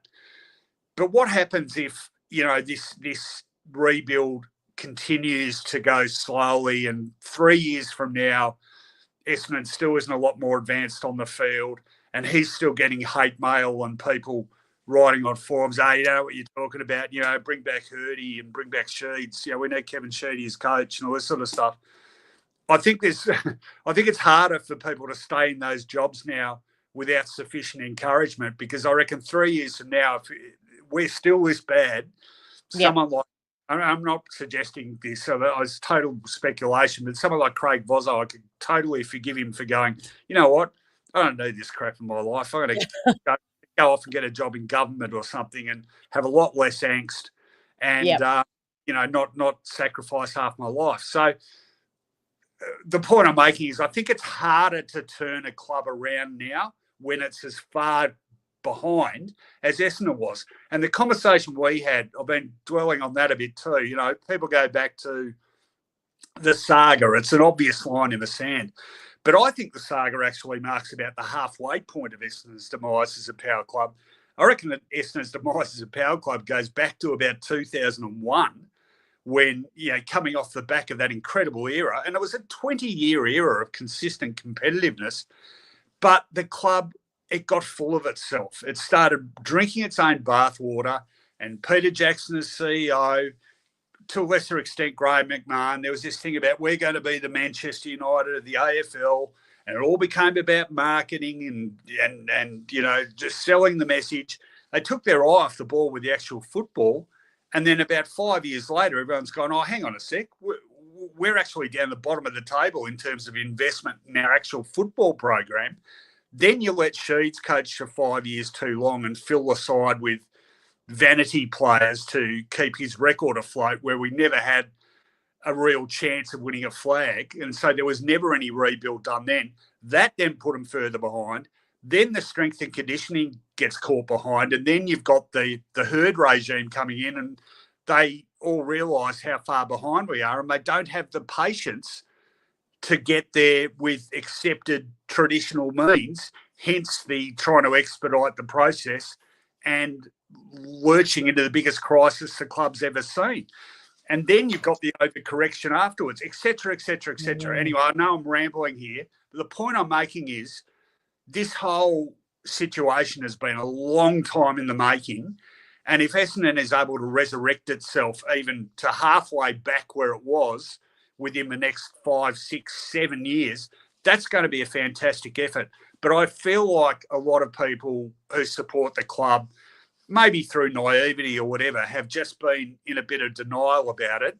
I think it's taken the absolute, I heard you use this word, so I'll use it, the clusterfuck that this year has been, to really make it sink into people. Wow, how the mighty have fallen. We've got an enormous task ahead of us. And, look, you just made the point then, even how do you catch up? Because the trade value of the players on that list now is pretty negligible, isn't it? Here's look, I've gone on about recruiting, how poor that's been. I mean, you'd have to be blind not to realise how poor it's been. Hi, Adrian, if you're watching. You can send me a text threatening to sue me again. That went down well. We are that far off the pace. It's going to take 3, 4, 5 national drafts to get the requisite players together as a group to try to catch up to the top teams in the league now. It's that monumental a task. And I don't want to sound pessimistic, because I'm enjoying the little advances that are made. But I just fear that if this group running the club now has too much pressure put on it, or as Paul Little emerges again and tries to get a group together to, we go back to square one, we will end up like Richmond of the 80s, 90s, i.e. a complete basket case. So this is a crucial stage in Essendon's history, I think. I back these guys in to keep inching us closer to somewhere where we should be. But nights like tonight just underline to me sort of how far off the pace we are, I guess. So is it safe to say that the current administration, including Brad Scott, need to block out the noise? Because there's going to be a lot of noise from the media, but the fans predominantly, if we're not on the up. Because logically, there's a side of this year now that fans can put in the logic basket. We know we're young, injured, inexperienced. We're falling in the bottom two for experience and age most weeks. So there's logical views. But next year, these players get a little bit older. Maybe another team gets younger. So we might move up that ladder. And the level of my worry is that next year, the level of expectation is going to go up naturally. We're going to recruit some players and trade for some players. And I'm worried that the patience is going to be gone next year. And as the pressure that you're talking about is going to absolutely just pile on because, and that's what I mean about, is it safe to say they have to block out the noise? Well, absolutely they do. But, I mean, here's what I am confident of, that group is absolutely capable of it. And that is the main reason for me why I think Brad Scott is the right coach now. Now, people can bitch and moan about his tactical acumen and his man management and he doesn't do this. And look, some of those things I think are quite valid. I think he's too conservative with selection. I don't like the way they play a lot of the time. That's not why I think he's the right coach. I think he's the right coach because, A, he's quite capable of blocking out all that outside noise. And I think a greener coach wouldn't have been able to do that at Essendon because that's the level of crap that goes on there. Secondly, he's quite capable of turning around to people within the club and saying, get stuffed, and that is really important. And we've seen, I mentioned Paul Little before. That happened a couple of months ago. You've got Paul Little and these guys who've already had their go, desperate to get back in it because they think, I don't know, maybe it's ego, maybe it's they think they have all the answers. I cannot think of anything more self-destructive than having made all this headway over 3 years, going back to that. So you throw it all out and you start again. And you might say, well, that's not the playing list, but different people in charge mean different ideas about how that list should come together. And this is the thing, you've got to have everyone on the same page. You've got to have your CEO, your football manager, your list manager, your recruiting guys, your strength and conditioning. Everyone's got to be aligned. And the good clubs, that's what happened. I'll tell you the other thing to my earlier point, the good clubs, like Geelong, for example, they recruited Brian Cook from West Coast, where he was CEO, when they were broke. They hadn't made a grand final for almost a decade. This is in about 99. Mm-hmm. Cook, CEO of Geelong for over 20 years. I mean, you had Frank Costa, a great president. I mean, that's the sort of acumen you need. That's the sort of dedication you need from those people to stay in those roles. But most of all, you need the former players and the coterie people and the would-be power brokers and people with massive egos who get relevance deprivation once they're out of the place for 5 seconds. You need them to piss off and let these guys do their job. So yeah, I think I'm so strong on it, Fiona. It's not like, I've got an in with these guys and they're great mates or whatever. No. They're actually not. But I know because I've seen this happen at clubs for good, and I've seen clubs like Richmond for 30. I mean, I'm old enough to remember Richmond as a power in the 60s and 70s, and they went from a power to a basket case like that. I reckon Essendon has almost mirrored that, and it's taken even longer for Essendon people to go, you know what? We're not that great a club anymore. So, people have just got to sort of swallow the ego, swallow history. We don't have, as many people have said, we don't have a right to anything just because we are Essendon. We're in this hole, and it's going to take a lot of work to dig out of it. And it's happening, but it's happening really incrementally. Yeah, anyway, I know people are listening and thinking, what is this old bastard going on about? It's not about the game. But really, the game for me tonight, and really I think it's more likely than not we won't win another game for the end of the season. But I'm actually for the rest of the season. But I'm actually not that fussed because that's almost a lower priority at the moment to the other stuff I'm talking about, and the development of some of these young players, which we're starting to see. Yeah, I think Moby makes a good point in terms of membership will plummet. But we have to not worry about that in the medium term, and that's huge because big clubs like Essendon in the past would see that plummet in membership, because I have no doubt that next year the membership numbers will go down. Look at tonight, a first sign of trauma and a really difficult time, and we get 20k to a game. I get it's Thursday night, it's cold, it's raining, it's blah blah blah, but it's also school holidays. It's it's pretty convenient for a lot at Marvel anyway. So this in the past would have been something that the marketing team would have hated. The optics are going to look pretty bad on this front next year. So what you're it just accentuates what you're saying in terms of they can't react to this and to this and to the noise. Well, yeah, no, spot on. And how would you anyway? I mean, there are no short-term fixes. What do? You go out and get Devon Smith, Dylan Shield, Jake Stringer, and Adam Sard. Like we've done that. That was another line of stand, incidentally, the end of 2017. When some very well-informed and knowledgeable people said, listen, this list is short of the mark, we're going to hit the draft hard. And instead they went the other way, certain people in certain positions of power then, not entirely for selfish reasons, but partly for selfish reasons, because it would look good for them to have a consistently competitive side. Sometimes you really do have to take a few steps back in order to go forward. I think especially with football, and Essendon and Carlton, I keep saying, joined at the hip in mediocrity. They're two clubs whose successful histories have become an absolute millstone, because it means there's not enough people prepared to get on board and suffer a bit of short-term pain for long-term gain. And all you do is continue to put off that process. And what do you know? Essendon's been without a flag for 25 years. Carlton's been without a flag for 30 years. Surprise, surprise. There's so much symmetry between the two clubs. It's frightening. Oh, I know, it's scary, isn't it? It's frightening, but you know what? I reckon we have just nudged ahead of them, because our administration are all on the same page, whereas theirs they're all in different directions. They all have different priorities. So maybe one thing.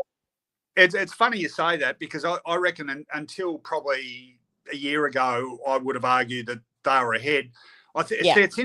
It's interesting with them that I reckon people there got ahead of themselves a bit on the back of that 2023.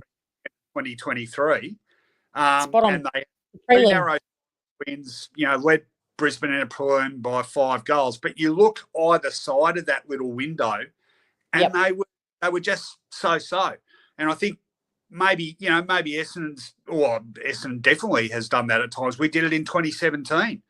But, I don't know how many elimination finals you can limp into and get hammered before you start going, hey, guys, we need to be a bit more thorough than this. So, it's taken a while for the penny to drop. What interests me is, and again, just that vibe I'm getting at games and stuff now, I think the fan base actually gets it now. It's a pity a few more of those hangers-on and glory seekers who think that they can turn the club around don't get it as well, because life would be a lot easier for the people actually running the club if those guys would piss off and let them do it. Yeah. Haven't I? You've said plenty as usual and beautifully as usual, but no, I think you're spot on. I hope everybody just keeps and there'll be a big factor of the fan base that are going to lose their mind and next year are not prepared for that. It might not be like this. It could be like this and like this next year, and for maybe another year after that. And I'm trying to prepare myself mentally for that, especially in this space now. But yeah, I think there's some hard times ahead. And as you say, games like tonight, while there are logical explanations for it, it really highlights how far off we are. It does, but you've got to, I guess we've witnessed enough of those hard times now. We should all be used to it. And you've got to just celebrate the little victories, I guess. And, tonight for me, that's just about being competitive, not throwing in the towel. And some of that, even like Johnson tonight playing a quarter, I thought he was really good in that last quarter. I'm seeing bits and pieces here and there that make me think, it's not, hope is not totally lost. I still hope to see another flag before I start pushing up daisies, but you did look a little bereft of hope tonight. I'm not going to lie, Rowan. You did worry me a little bit, but I think you've found another win tonight. So before you came on here, so I'm grateful. Can I just give your older listeners a tip? So I turned 60 in March, and geez, I've had trouble dealing with it. And nights like this, I just stand there and I go, you know what? I'm not going to see another flag before I cark it. It's quite the horrible truth to deal with, So enjoy your youth while it lasts, kids. Oh, I think you got plenty of runs still in those legs. I would like to think that you got another maybe 40 years in you, perhaps, and hopefully in 40 years we can maybe at least make a prelim. I mean, at this stage, I'd be happy to see a finals win, to be quite frank. Yeah, well, actually, sorry, last one before I go. So, I started going to footy when I was 5, and Essendon were Des Tottenham was captain coach. They got in the finals, 72-73, but got thumped. Saw them lose the elimination final, 79. There was another one in 81. There was another one in 82. And I can still remember the 83 elimination final. We played Carlton out at Waverley. I was more nervous before that than grand finals we've been in, and we won that day. And it was, I still, still one of the highlights of my life. I'd seen my side win a final, and I've been going to the footy by then for 13 years. So I can say with that when it happens, when it comes good, and you do see a bit of success, I wouldn't say it makes it all worth it, but you certainly feel a lot better about all the crap you've endured along the way. We said it tonight with a couple of people I was with, said when it happens, because of the journey that Essendon supporters and the club has been through, no one will ever probably and has ever had the experience of an Essendon supporter with the saga and everything, all the dramas. And so it will be epic. It will be truly epic. And if the AFL give two shits, they will make it happen. They will move mountains to ensure that Essendon, I don't care if it's forcing Darren Burgess to come to Essendon and get our fitness right. I don't care what they have to do, buy him a $6 million home and just do whatever you can, because not only do we deserve it, but as a fan base, but it will only be good for them because it will make them more money. We will smash so many membership records if we are good, and the happiness will be brimming, and it will only do the AFL good. So if you're listening, any employees from the AFL, take note. Good oh, yeah. LJ, I said tonight, you won't see me for 1 week. You won't see me for a week if we win a grand final. I'll be doing the fan cams. I'll just have a Wi-Fi connection. My hotspot will be turned off. I'll be doing it from a forest. I've told my family they won't see me. I'll be alive, but they will not see me. It sounds like me after the 84 grand final. I disappeared from work for about 3 days. I went on this will be me. You won't see me. I'll send you I'll just send you a bat signal in the sky that I'm alive, but I will be on the 2-week bender, and hopefully we'll all be on it together.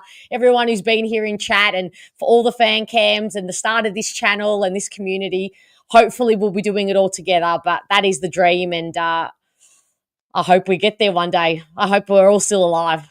Right. On that note, thanks for being here, Rowan. Much appreciated. Right. Take care. Cheers. Bye. Yeah, you nailed it. ALJ. I just got to bring that up. It will be the biggest 2-week bender minimum. Preach. And wouldn't it be fun if we're all doing it together? Hey, Sam, how are you? Devastating we weren't able to get more games into Lewis Hayes and Nick Bryan this year. Yeah, facts. Spot on. Great call. Would have held them in such good stead, those two, because they were both just outgrowing the VFL, weren't they? They were both just showing that they were way too good for VFL. Very unfortunate. Universe, you're really shitting me. Really, really shitting me. All right, let's bring it home, Noel. Hey, Take us home. Rowan was speaking my language. I disappeared after the 84 grand final for 5 days. No one. What did you get up to? Don't tell us tonight because I think I'm petering out. But one day I want to hear what you got up to. No mobile phones back then, so no one could really contact you. I had friends who lived in Mulgrave near the Waverley footy ground, and we ended up going to their place playing pool. And then the club had a thing on at Windy Hill, so we ended up at that. And then I was out somewhere else. Yeah, I was out everywhere. It was craziness. Channel 7 must have hated that game today. They couldn't put their betting ads on because every time there's a goal, they put an ad on, don't they? Well, it was a bit better than last week, though, wasn't it? Yeah, but they didn't have it wasn't on free to air last week. True, very true. So today was a free to air game, and I reckon they must have been panicking. The producers, they're thinking, "Oh my God, what are we going to do?" But that game was over in the first quarter. We kicked straight because I don't think the GWS came to play early. They struggled. They looked to struggle a bit. But there was a funny moment. I hope that they caught it on TV and whether you spotted it. But when the players came out, they had all the kids. It was a beautiful moment with all the cancer kids coming out. Yeah, it was a lovely moment. The kid that was with Clark took off and ran through the banner. He took off and ran through the banner before he was supposed to. And you can see, and Clark was pissing himself laughing. He thought it was hilarious. But it was little kid. I didn't see that. He was so excited because I was watching us going out, and he was so excited. He's taking off. Did anyone chase him? Did anyone chase after him? Yeah, he couldn't get through the banner. He tried, and they eventually pulled him back. But he took off, and and Puck thought it was hilarious. He was absolutely cracking up. That's a lovely moment. That's why I was hoping he kicked that goal for that kid when he had that. Oh, yeah. But yeah, it was a morgue of atmosphere, wasn't it? The game. I didn't think it was too bad. Maybe I've just got some rowdy people where I sit, but we were up and about. I'm the only rowdy person where I sit. They all just leave after 3/4 time because they can't put up with me anymore, yelling out so loudly. Yeah, one particular. There was a lady that used to sit a couple of rows down from me, told me off for yelling out too loud, so I am allowed to cheer hard. As long as I don't swear, which I don't at the football. Absolutely. You're allowed to cheer however you want, as long as you're not being disrespectful. Yeah, I used to tell, you know me, I'm shy and retiring, quite young lad that doesn't say boo to anyone, really. Yeah, you're a shy guy. You're a shy kind of guy, Noel, aren't you? Yeah, that's why I need that confidence. Yeah. It was an odd atmosphere, and 3/4 time, the people who normally sit behind me, they all left early. They may have had somewhere to go, but I said, "No, you don't leave." I think we all thought it was going to be a 100-point loss, didn't we? Yep, absolutely. So had we kicked a bit straighter in the first quarter, yes, about some maybes, but the deliberate out of bounds against Clark, that guy needs to be sent to the bush. That was a ridiculous. He gets tackled, and the ball comes out of his hand, which is being tackled. If anything, it's dropping the footy. Yeah, but to call it deliberate was ridiculous. Yeah, and the mark that Johnson didn't get paid.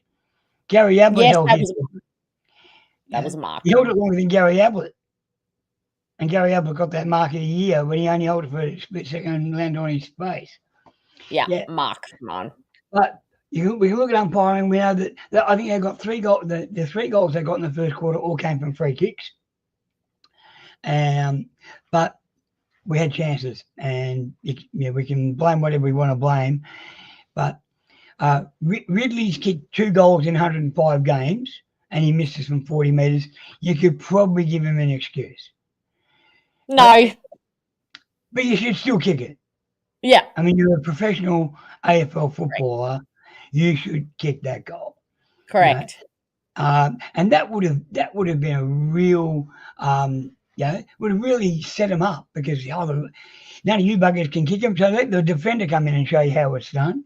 It would have. That's why for me, when he missed that one, I just knew, not that I didn't know already that we were in for a big loss, but I just thought, energetically, emotionally, that would have got them up. Yeah, they were all jumped on him and got excited and. Yeah. Now, I think you mentioned earlier the little scuffle late in the game. Yes. Which was good to see them. Good to see them standing up for their man and sticking by their mates. So that's a good sign. But there was a comment made by Del Santo on the radio prior to the game, and he was analysing the match, and he predicted we'd lose by 91 points. But he said that you've got 9 players who've never played in the same team together. They're all individuals, and it's a big step up from BFL. So all these people having a go at Brad Scott. Brad Scott doesn't even know these blokes, let alone having to coach them. You know, he only met them 4 weeks ago. Well, he had 4 players who we picked up halfway through the year in that side. You know, they don't know each other. Blackiston was fantastic. If they don't sign him up, they are stupid. He has to get at least a 2-year contract. And I reckon he's a defender. He's not a great kick, but I saw some of the things that he did, the way he was reading the play. Yeah, he's getting better each week.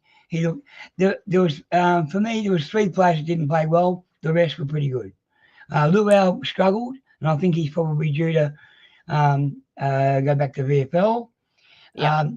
Golfy didn't do much. I didn't think he deserved the game anyway. He got 3 possessions last week. But I thought his first half was really, really terrific. His intent was really good. He looked really switched on. But, I mean, I think he matched up on Whitfield all night, and I thought Ash had a really good game, but Whitfield didn't do a lot of damage. But he did. Maybe that was Golfy's job. Maybe that was Golfy's job to be. But take your opportunities. Yeah, if you're not going to get, you're only going to get 4 or 5 possessions. When you get a chance to kick a goal, make it count. Yeah. Because that's even better, a bigger sting on your opponent. If your opponent's an attacking defender and you kick a goal on him and you keep him down, then that's that's a good thing. So from that point of view, I thought and the big fella, Vigo struggled a bit, but then he's playing against a guy who was he was playing against a guy that's 3 times his size. Yeah, exactly. So, I think I'd be a little bit shaky about that. So if I was standing next to him, there was an interesting stat that was brought up. I think is it Finn Felix Callahan? Yeah, Callahan. Oh, Finn Callahan. Yep. Yeah. He was going for the record for the most clearances. Do you know who holds the record for the most clearances? It was in the league. I was very surprised to find out. As an Essendon player. Who? And in your era, Paul Salmon, with 22, has had the most clearances in the AFL history. He had 22 clearances. So. In a game? Yeah. In a game. Yeah, 22 clearances in a game. I don't think they came close to that tonight. Nobody came close to clearances. No, I think he had 15 or 16. Oh, are you talking about Green or Finn Callahan? Oh, it was one. Yeah, it might have been Green. It was one of them anyway. Okay. But he was done. I think it was Tom Green. Yeah, they were saying it was he was going for the record. I think he had 16 clearances, something like that. Yeah, Tom Green. I was like, Finn Callahan. I thought Tom Green had all the clearances. Yeah. They all look the same to me. They've got the same colour jumpers, so they're very confusing. They're all in orange. Did you get your stickers out of your? Do you get the footy record? No. When you go to footy? No. They had these stickers, like fruit stickers, and you smell them. And it smells like an orange. I'm going to put it on my fridge later. What is the point? They were celebrating fruit for kids or something. Yeah. Okay. I had a question for everybody on Bomber Banter. In the chat. Have you been having trouble with your Essendon app? Because it's the 7th time I've had to put a new password in. On the Essendon. I have been having trouble with the Essendon app since the inception of the Essendon app. My belief is that it is AFL created which says it all, and then the individual clubs run it. But I can't say there has been one time when I've clicked on the Essendon app, whether it's to get my ticket, whether it's to watch a interview, and something hasn't glitched, or I haven't been redirected, or I'm trying to turn the phone sideways to watch it, but it won't turn, or, oh my God, the app is the worst thing, and I cannot believe it's 2025 and the AFL, who have all the money, haven't put, like, preach, LJ. I have given up on the app too. It is horrendous. It is absolutely horrendous, and its usability is at a negative 75. It's awful. I have no trouble with the news and the articles and that. I have trouble getting my ticket. Right? Nah, it's all of it. I've never had any trouble with only this year. This year's the worst I've had. I've had 17 different passwords that I've tried to put in. You know? And then my password. I said I went to the help, to the club help at the ground. And I said, my password is nearly as long as it's been since we won a flag. It's got that many letters in it. It's getting worse. But, do you need some help? Maybe the chat can help you come up with some new passwords. Yeah, the first problem I had was I had 2 separate emails, and I was logged in on the app with both the emails. Right? Okay. And so one year I ended up getting 2 memberships for the AFLW. Okay. So Essendon said, don't worry about paying this year because you paid last year because of the stuff up. So they gave me the membership last year for, because it already, I prepaid it or whatever. Right? Yeah. But the amount of times I had trouble with that app, just trying to get the ticket. Yeah, it's awful. I even went to Ticketmaster, and because apparently Ticketmaster run it. Yeah, the club say Ticketmaster run it. So I said, you're just like the football club. You're handballing it too much.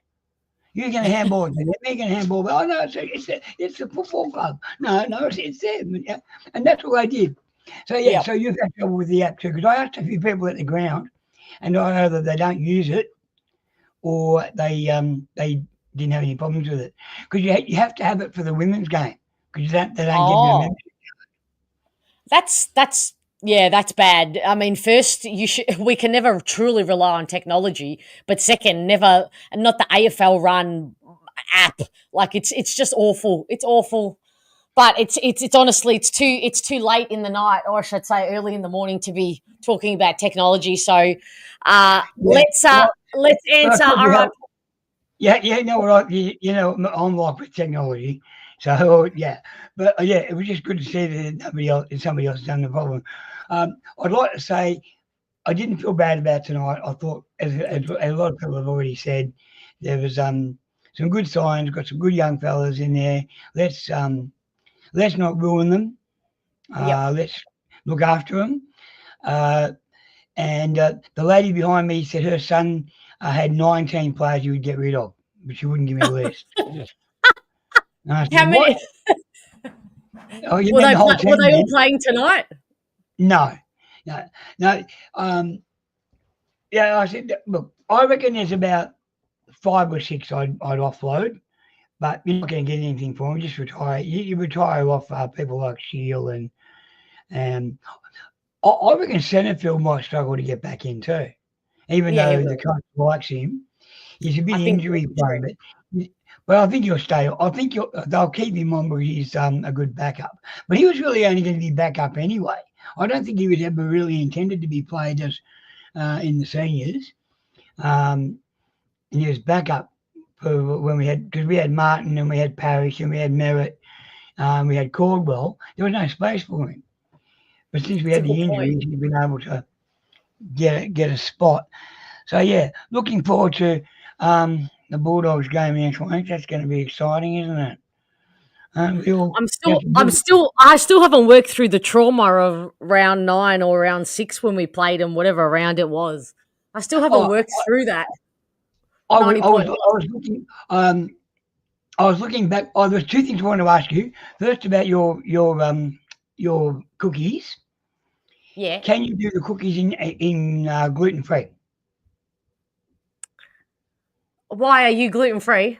No, I'm not. But if I haven't got the teeth to eat them, but I've got a friend of mine who's an Essendon supporter, so Okay. I can give her as a gift. Yep. So if you can make them in gluten free, I have never before, but I'm sure I could come up with a recipe, create a recipe. that would be my that would be the thing.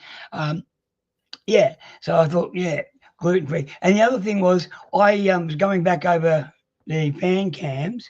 My first appearance was when we played Richmond the first time. And we talked about 13 and trichodecaphobia and stuff like that. And I remember Moby saying at that time that we will have 13 debutants. So maybe it was on the button right there. I mean, since then, Moby, it doesn't surprise me that it was Moby, the legend, who was on point. But I've been meaning to ask you, Noel, how did you find Bomber Banter? How did you find this channel? I follow a couple of other Essendon channels on YouTube. I sleep around. Sorry. Did you ask? Did we discuss if we were exclusive? I don't know that I gave you permission to. Pull yourself out. You're the only female though. So, okay. Well, that makes you special.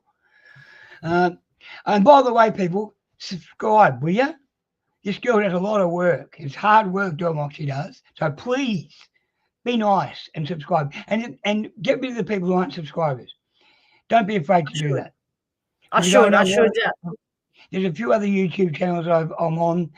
You have chats with, on other things, not video chat, chat, and they do that. Make sure it's exclusively your subscribers. It gets rid of people causing you troubles and hassles and stuff like that. Yeah. So that was good. That was the other thing I wanted to make sure people did, because it's hard. We appreciate the hard work you do. It's having to put up with all us bozos. And then all the work you do with the editing and cutting and pasting and all that. So thank you, Noel. I appreciate those words, and I appreciate you. Yeah, I found you by I think you popped up as a channel when I was watching other channels. I think that's how it came about. Okay, so the algorithms, the YouTube algorithms are working well. Good to know. Spooky. Yes. Good to know. Yeah, and I'd love to get onto Solutions podcast. So put in a good word for me. Okay, I'll put in a good word. I'll tell him to reach out. I mean, he sleeps around too, so he's I'm sure he would absolutely be more than happy to have you as a guest star. No, I'll let him know.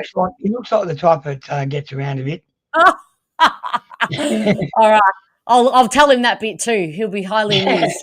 Yeah, look, as I said. It's appreciate because it's also nice that we get a chance to have a forum, because I've always wanted to see a show on Fox Footy that's run by supporters. It's the one area that they don't cover, and I can see why they wouldn't do it, because there's legalities about saying stuff that might be detrimental to football. You're too young to remember, but there used to be a time as members, they would bring a player down after a game at the MCG or Marvel. You go to the Dick Reynolds room or whatever, and they'd bring a player down, and they'd talk to the fans. They did that for about a year and a half, but then they started getting abused when they lost. So they stopped doing it because the fans got stuck in. But they would have to be, if they did that, if Fox Footy ever did that, they would have to be so particular about which fans. Yeah, I've had a concept. I've had a concept for a show for a while on that idea, because there's so many people now on Twitter and all this sort of stuff. But there are people from overseas that have discovered AFL and watch AFL. There's Americans and there's British, and there's a YouTuber who came over from England and went to 9 games in 2 weeks. Oh my God, good on him. That's amazing. He went to Perth, he went to Tassie, he went to Sydney. he's a Hawthorn man, but he went to lots and lots of games, and yet the AFL won't let you show footage without permission and all stuff. There's a market there they should be tapping in on, but I think a show for supporters that has rules and regulations, obviously, what you can say or do, would be difficult to do. But so that's why I appreciate this forum. We get a chance to have our say and sprout our crowd. Yeah, unfiltered. I'm waiting for a win so we can have a great celebration on the channel and that you can wear your scarf. Yeah, I've popped it back up there because no win came tonight, but I remembered the promise I made to you, Noel. So I will be wearing the red and black. I don't know if it's going to happen this year. We may have to wait till the 2026 season. Carlton. We're going to beat Carlton. That is it. We are going to beat Carlton. You know what, Kat? I put my money on this man, so I reckon if he says it. You want to get evicted from your house? maybe not a lot of money then. Be able to pay your rent. Yeah.